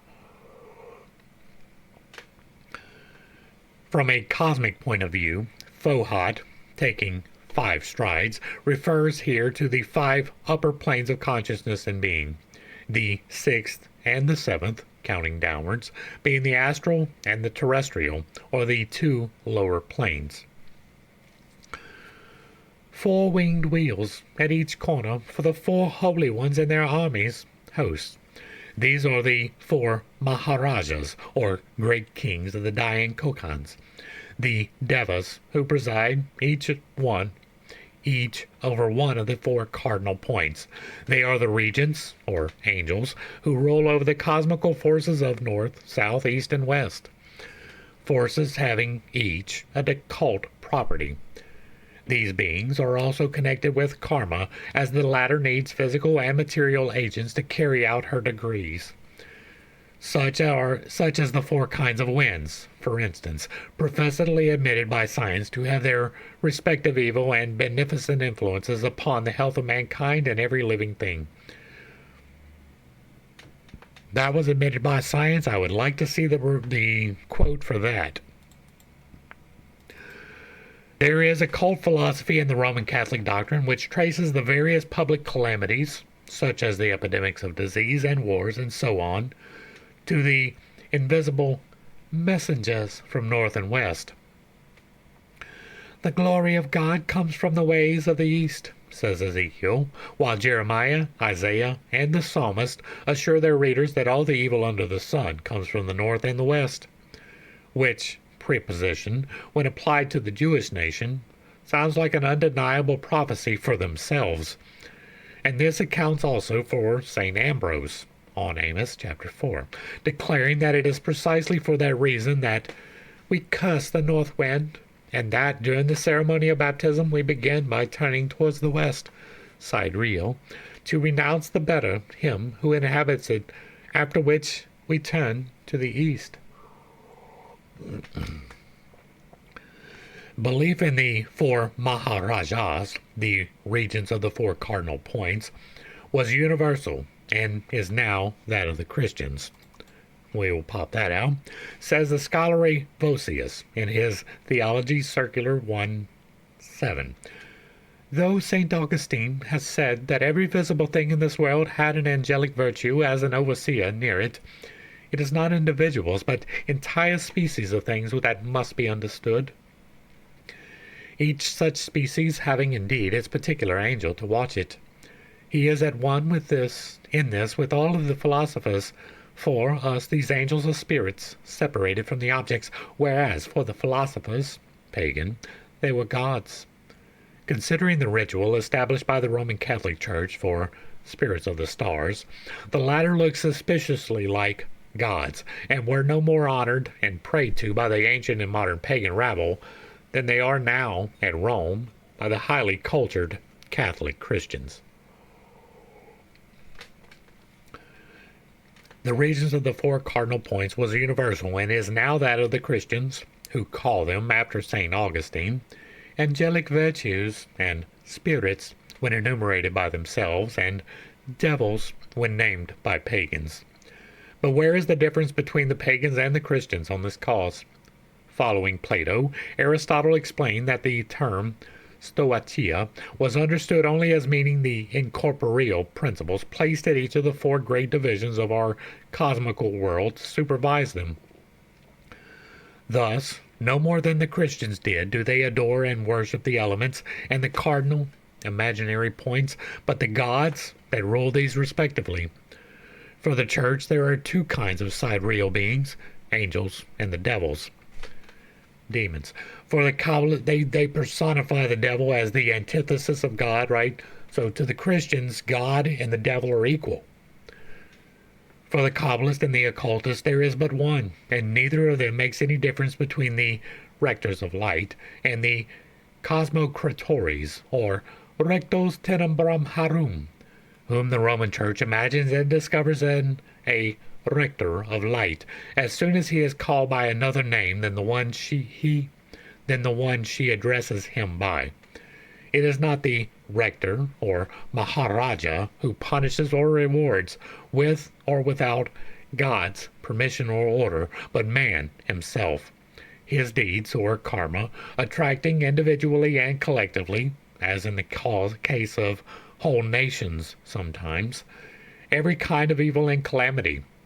We produce causes, and these awaken the corresponding powers in the sidereal world. That is largely true.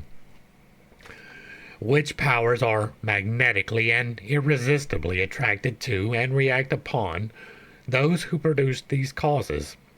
Whether such persons are practically the evildoers or simply thinkers who brood mischief. Thought is matter. We will check out the footnote. Not, of course, in the sense of the German materialist Molschut, who assures us that thought is the movement of matter. That is closer to the truth. A statement of almost unequaled absurdity. That is not, right?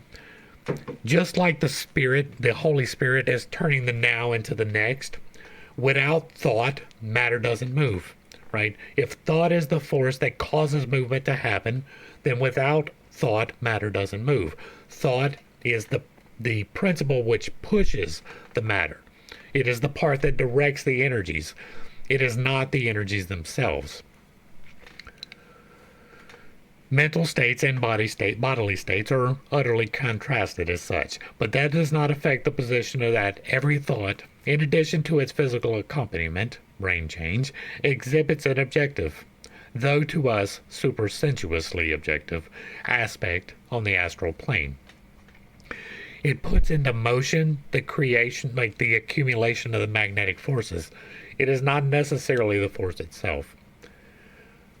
Thought is matter, we are taught by modern science, and every particle of the existing matter must be a register of all that has happened. As in their Principles of Science, Messrs. Jaffon and Babbage tell the profane. Modern science is drawn more every day into the maelstrom of occultism, unconsciously no doubt, still very sensibly. The two main theories of science, the relations between mind and matter, are monism and materialism. These two cover the whole ground of negative psychology, with the exception of the quasi-occult views of the pantheistic German schools. Footnote. The views of our present-day scientific thinkers as to the relations between mind and matter may be reduced to two hypotheses. These show that both views equally exclude the possibility of an independent soul, distinct from the physical brain through which it functions. They are materialism, the theory which regards mental phenomena as the product of molecular change in the brain, an example, as the outcome of a transformation of motion into feeling. The cruder school once went so far as to identify mind with a peculiar mode of motion, but this view is now happily regarded as absurd by most of the men of science themselves. 2. Monism, or the single substance doctrine, is the more subtle form of negative psychology, which one of its advocates, Professor Bain, ably terms guarded materialism. This doctrine, which commands a very wide assent, counting among its upholders men such as Louis Spencer Ferrier and others, while positing thought and mental phenomena generally as radically contrasted with matter, regards both as equal to the two sides or aspects of one and the same substance in some of its conditions. Thought, as thought, they say, is utterly contrasted with material phenomena, but it must be also regarded as only the subjective side of nervous motion, whatever our learned men may mean by this. In the Egyptian temples, according to Clemens Alexandrinus, an immense curtain separated the tabernacle from the place for congregation. The Jews had the same. In both, the curtain was drawn over 5 pillars, the pentacle, symbolizing our 5 senses and 5 root races esoterically, while the 4 colors of the curtain represented the 4 cardinal points and the 4 terrestrial elements. The whole was an allegorical symbol. It is through the 4 high rulers over the 4 points and elements that our 5 senses may become cognizant of the hidden truths in nature, and not at all, as Clemens would have it, that it is the elements per se that furnish the pagans with divine knowledge or the knowledge of God. Footnote. Thus the sentence, Natura elementorum obtenit revelationem Dei, in Clemens's Stromata, is applicable to both or neither. Consult the Zends, Volume 2, and Plutarch de Aside, as compared with Layard, Académie d'Inscription. While the Egyptian emblem was spiritual, that of the Jews was purely materialistic, and indeed honored only the blind elements and the imaginary points. For what was the meaning of the square tabernacle raised by Moses in the wilderness if it had not the same cosmical significance? It was an energy collection device. Thou shalt make a hanging of purple, blue, and scarlet, and 5 pillars of shittim wood for the hanging, 4 brazen rims in the 4 corners thereof, boards of fine wood for the sides, north, south, west, and east of the tabernacle, with cherubim of cunning work. Notice it was 3 colors and not 4. Exodus chapters The tabernacle and the square courtyard, cherubim and all, were precisely the same as those in the Egyptian temples. The square form of the tabernacle meant just the same thing as it still means to this day in the exoteric worship of the Chinese and Tibetans. The four cardinal points signifying that which the four sides of the pyramids, obelisks, and other such square erections mean. Josephus takes care to explain the whole thing. He declares that the tabernacle pillars are the same as those raised at Tyre to the four elements, which were placed on pedestals whose four angles faced the four cardinal points, adding that the angles of the pedestals had equally the four figures of the zodiac on them, which represented the same orientation. Antiquities 1. The idea may be traced in the Zoroastrian caves, in the rock-cut temples of India, as in all the sacred square buildings of antiquity that have survived to this day. This is shown definitely by Layard, who finds the four cardinal points and the four primitive elements in the religion of every country under the shape of square obelisks, the four sides of the pyramid, etc., etc. Of these elements and their points, the four Maharajas were the regents and the directors. If the student would know more of them, he has but to compare the vision of Ezekiel, chapter 1, with what is known of the Chinese Buddhism, even in its exoteric teachings, and examine the outward shape of these great kings. In the opinion of the Reverend Joseph Atkins, there are the devas who preside each over one of the four continents into which the Hindus divide the world. Let us pop that footnote. The Hindus happen to divide the world into 7 continents, exoterically as esoterically, and their 4 cosmic devas are 8, presiding over the 8 points of the compass and not the continents. Each leads an army of spiritual beings to protect mankind and Buddhism. With the exception of favoritism towards Buddhism, the 4 celestial beings are precisely this. They are the protectors of mankind and also the agents of karma on earth, whereas the Lapika are concerned with humanity's hereafter. At the same time, they are the 4 living creatures, who have the likeness of a man in Ezekiel's visions, called by the translators of the Bible cherubim, seraphim, etc., and by the occultists the winged globes, the fiery wheels, and in the Hindu pantheon by a number of different names. All these Gandharvas, the sweet songsters, the Asuras, Kinnaras, and Nagas, are all allegorical descriptions of the 4 Maharajas.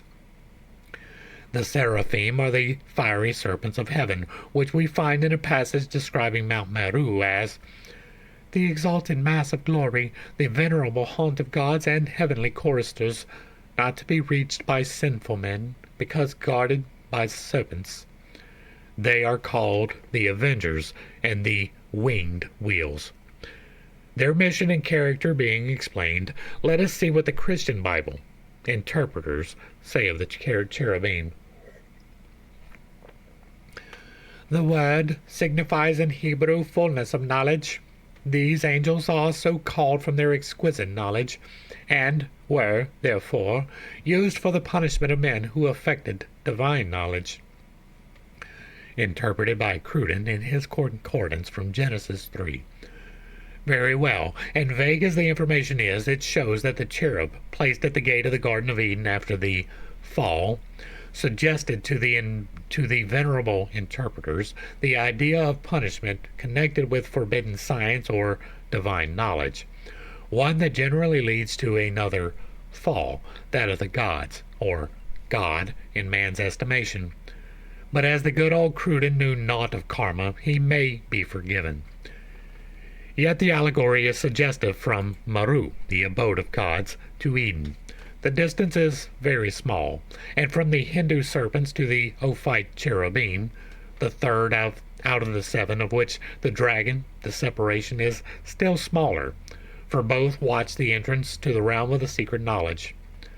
But Ezekiel plainly describes the 4 cosmic angels. I looked, and behold, a whirlwind, a cloud, and a fire enfolding it. Also, out of the midst thereof came the likeness of 4 living creatures.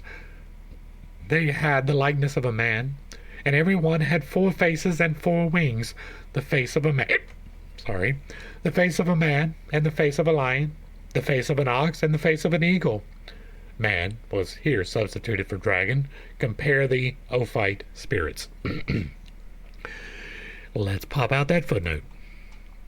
The angels, recognized by the Roman Catholic Church, who correspond to these faces, were with the Ophites: dragon, Raphael; lion, Michael; bull or ox, Uriel; and eagle, Gabriel.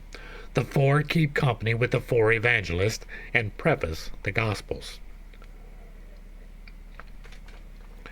Now, as I beheld the living creatures, behold, one wheel upon the earth with his 4 faces, as it were a wheel in the middle of a wheel. For the support of the living creature was in the wheel, their appearance was like coals of fire, etc. Ezekiel chapter 1. There are 3 chief groups of builders and many of the planetary spirits and the Lepika, each group being, again, divided into 7 subgroups. It is impossible, even in such a large work as this, to enter into a minute examination of even the 3 principal groups, as it would demand an extra volume. The builders are the representatives of the first mind-born entities, therefore of the primeval Rishi Prajapati, also of the 7 great gods of Egypt, of which Osiris is the chief, of the 7 Amshashpins of the Zoroastrians, with Ormazd at their head, or the 7 spirits of the face, the 7 Sephiroth, separated from the first triad, etc., etc. They build, or rather rebuild, every system after the night. The second group of elders is the architect of our planetary chain exclusively, and the third, the progenitor of our humanity, the macrocosmic prototype of the microcosm. The planetary spirits are the informing spirits of the stars in general, and of the planets especially. They rule the destinies of men who are all born under one or the other of their constellations. I disagree with that. The second and third group pertaining to the other systems have the same functions, and all rule various departments in nature.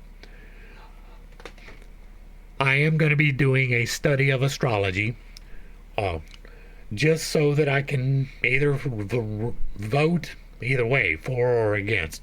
I lean against, right? I'm going into it with the presupposition that it does not really matter if you are a Gemini. It does not mean what it is attributed to mean for the most part. I could be wrong. I am willing to be corrected, but that will have to come through evidence through the exploration. In the Hindu exoteric pantheon, they are the guardian deities who preside over the 8 points of the compass, the 4 cardinal and the 4 intermediate points, and are called Loka Palas, supporters or guardians of the world in our visible cosmos, of which Indira, east, Yama, south, Varuna, west, and Kuvara, north, are the chief. Their elephants and their spouses pertaining, of course, to fancy and afterthought, though all of them have an occult significance. The Lepika, I missed a footnote. I guess I did. I didn't know I did. Oh yeah, it's all the way up here. Okay, so there was a footnote that said the Jews, say the Kabbalists, having no names for east, west, south, and north, expressed the idea by words signifying before, behind, right, and left, and very often confounded the terms exoterically, thus making the blinds in the Bible more confused and difficult to interpret.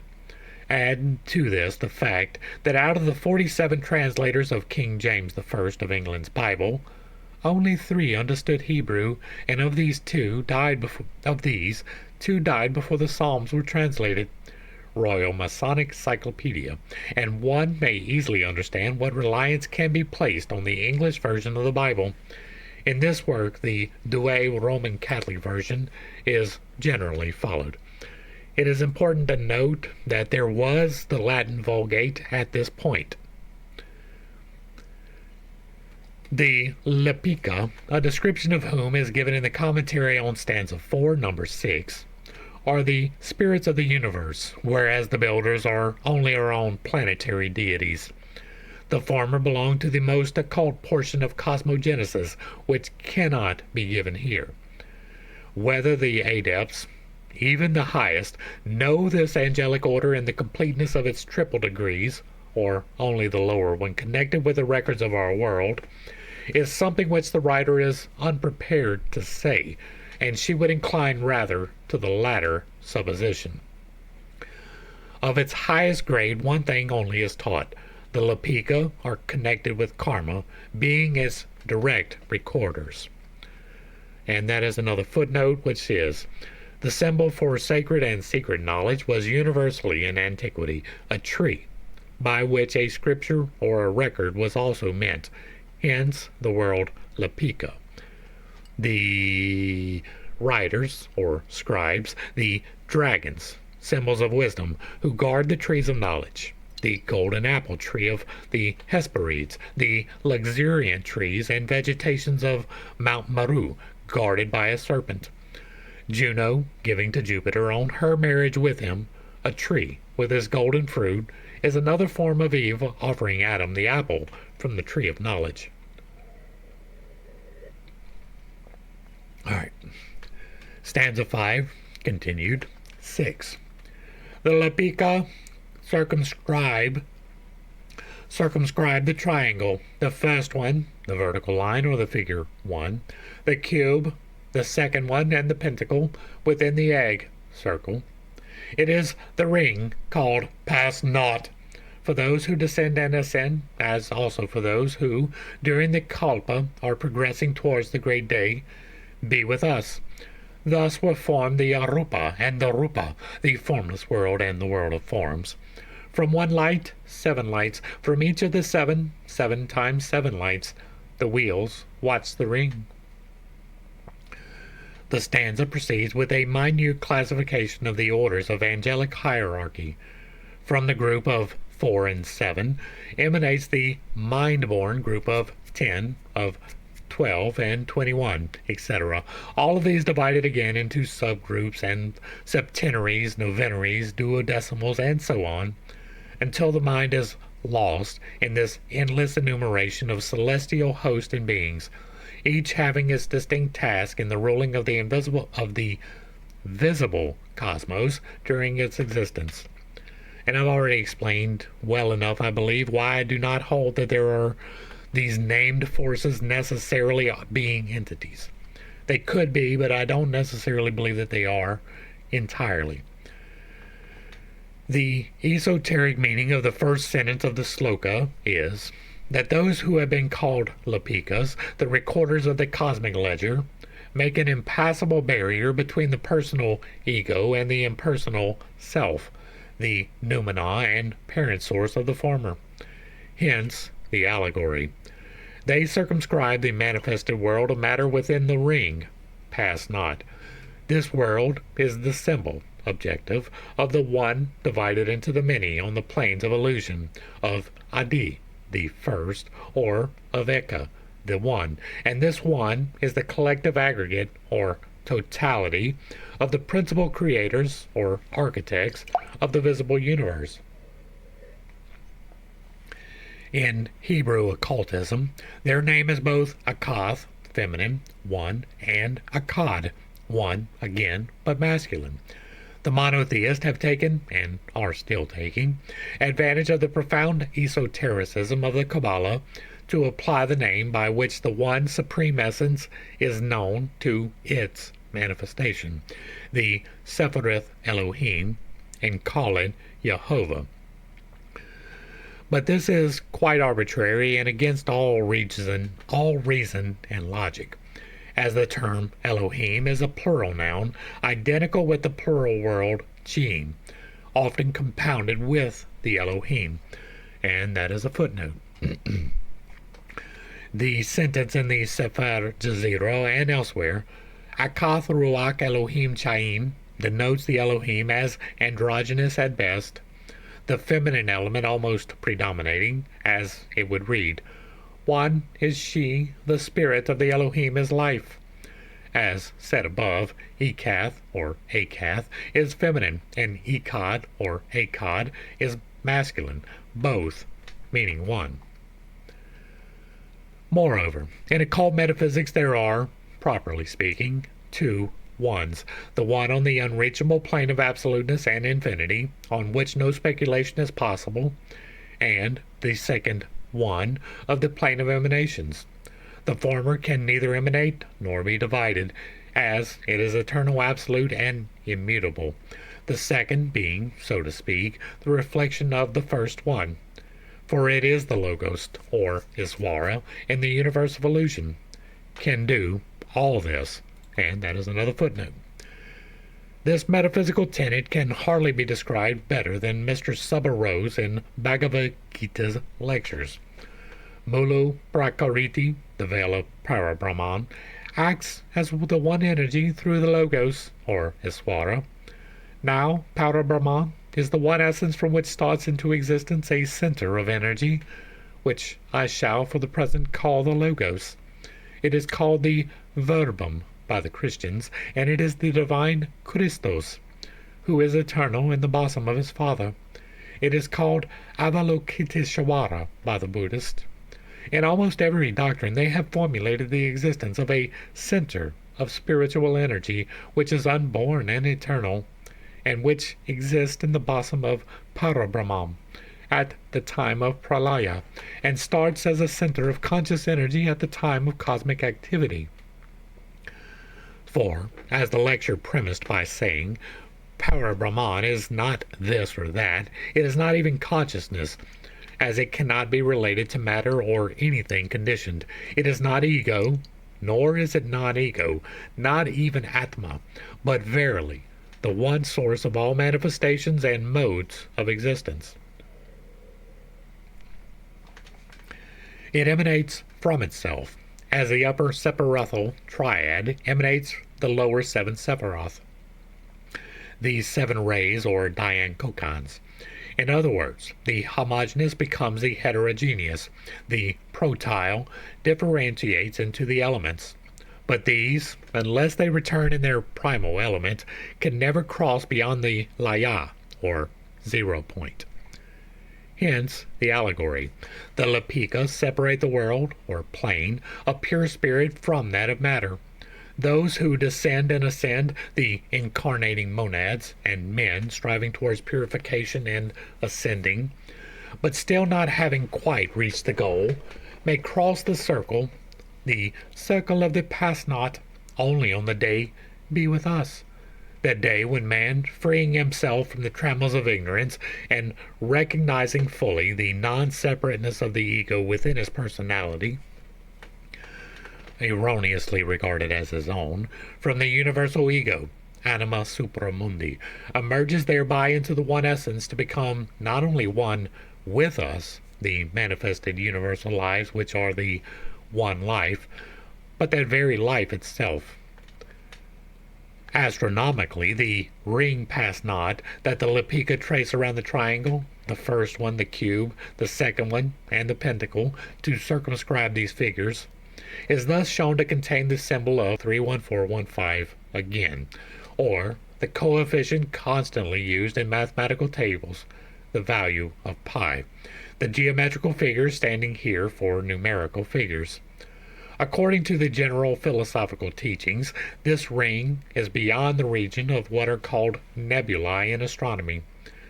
But this is as erroneous a conception as that of the topography and the descriptions given in Puranic and other exoteric scriptures about the 1008 worlds of the Devaloka, worlds and firmaments. There are worlds, of course, in the esoteric as well as the profane scientific teachings, at such an incalculable distances that the light of the nearest of them, which has just reached our modern Chaldees, has left its luminary long before the day on which the words, "Let there be light," were pronounced. But these are no worlds on the Davakola plane, but in our cosmos. The chemist goes to the laya, or zero point of the plane of matter with which he deals, and then stops short. The physicist or the astronomer counts by billions of miles beyond the nebulae, and then they also stop short. The semi-initiated occultist will represent this laya point to himself as existing on some plane, which, if not physical, is still conceivable to the human intellect. But the full initiate knows that the ring Pasnat is neither a locality nor can it be measured by distance, but that it exists in the absoluteness of infinity. In this infinity of the full initiate there is neither height, breadth, nor thickness, but all is fathomless profundity, reaching down from the physical to the para metaphysical. In using the word down, essential depth, nowhere and everywhere, is meant, not depth of physical matter. If one searches carefully through the exoteric and grossly anthropomorphic allegories of popular religions, even in these, the doctrine embodied in the circle of Pasnad, thus guarded by the Lapika, may be dimly perceived. Thus, one finds it even in the teachings of the Vedantin sect of the Vishishtadvaita, the most tenaciously anthropomorphic in all India. For we read of the released soul that, after reaching moksha, a state of bliss, meaning release from bandha, or bondage, bliss is enjoyed by it in a place called Paramapada, which place is not material, but is made of Sura Sattva, the essence of which the body of Iswara, the Lord, is formed. There, muktas, or jivatmas, monads, who have attained moksha, are never again subject to the qualities of either matter or karma, but if they choose, for the sake of doing good to the world, they may incarnate on earth. That is everyone. Let us go ahead and pop out this footnote. These voluntary reincarnations are referred to in our doctrine as nirmanakayas, the surviving spiritual principles of men. I hold that every incarnation is voluntary. Every incarnation. The way to Paramapadha, or the immaterial world, from this world, is called Devayana, when the person has attained moksha and the body dies. The Jiva soul goes with Sukshma Saira, footnote, Sukshma Sarira, dreamlike and elusive body, with which are clothed the inferior dhyanis of the celestial hierarchy. The Jiva goes with the Sukshma Sarira from the heart of the body to the Brahmarandra in the crown of the head, traversing Shashuma, the nerve connecting the heart with Brahma Marandra. The Jiva breaks through Brahma Maranda and goes through the region of the sun, Suryama Nadala, through the solar rays. Then it goes through a dark spot in the sun to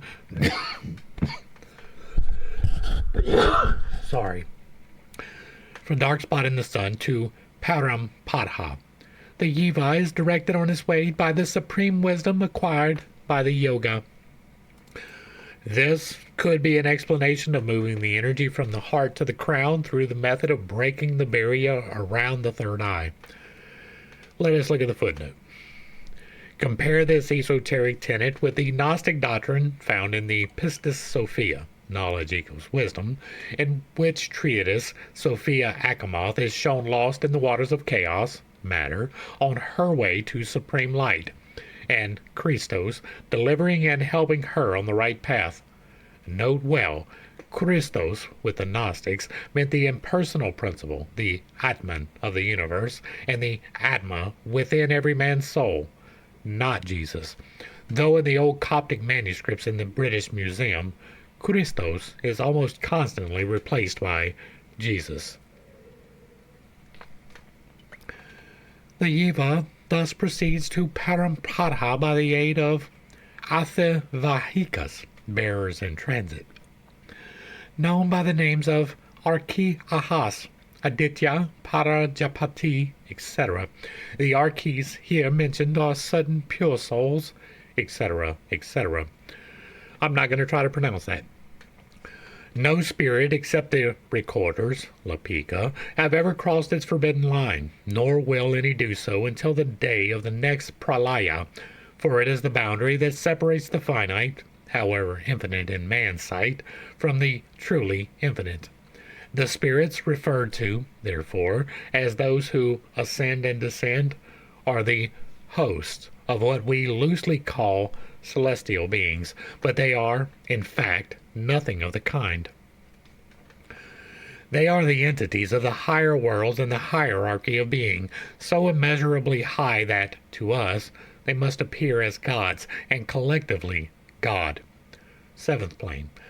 But so we, mortal men, must appear to the ant, which reasons on the scale of its special capacities. The ant may also, for all we know, see the avenging finger of a personal god in the hand of the urchin, who, in one moment, under the impulse of mischief, destroys its anthill, the labor of many weeks, long years in the chronology of insects.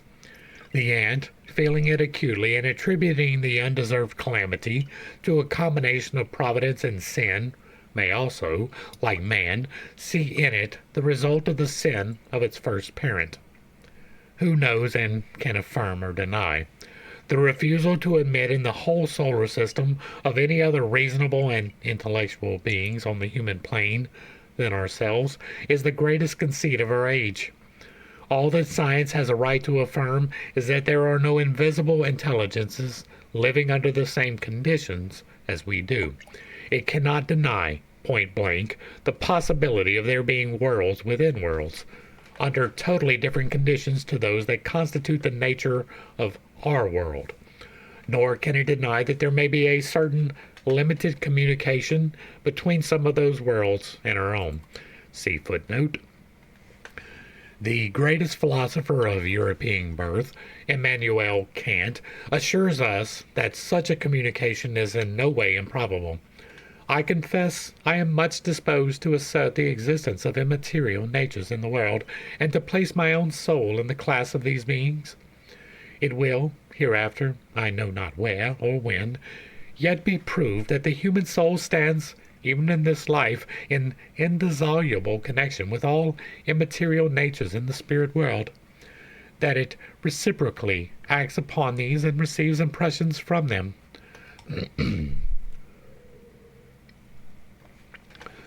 To the highest, we are taught, belong the 7 orders of the purely divine spirits.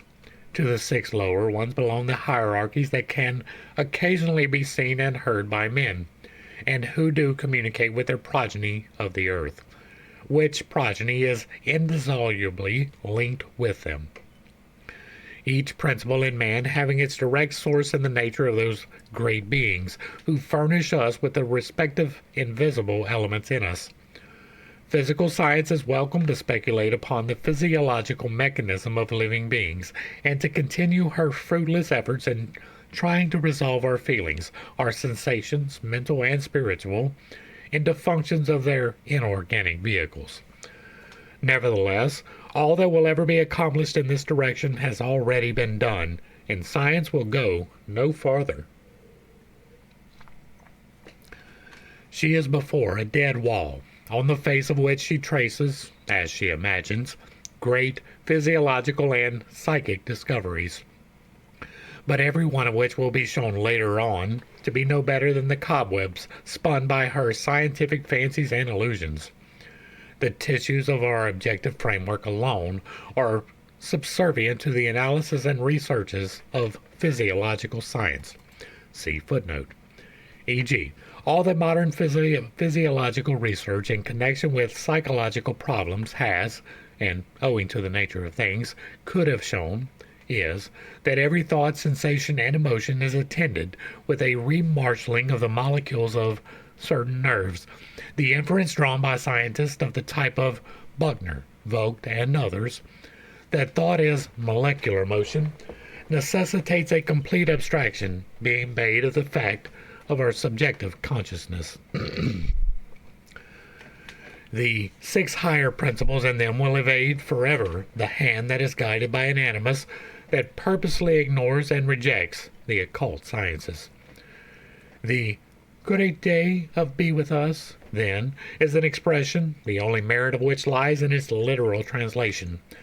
Its significance is not so easily revealed to a public unacquainted with the mystic tenets of occultism, or rather, of esoteric wisdom or Buddhism. It is an expression peculiar to the latter, and as hazy for the profane as that of the Egyptians who called the same the day of come to us. See footnote.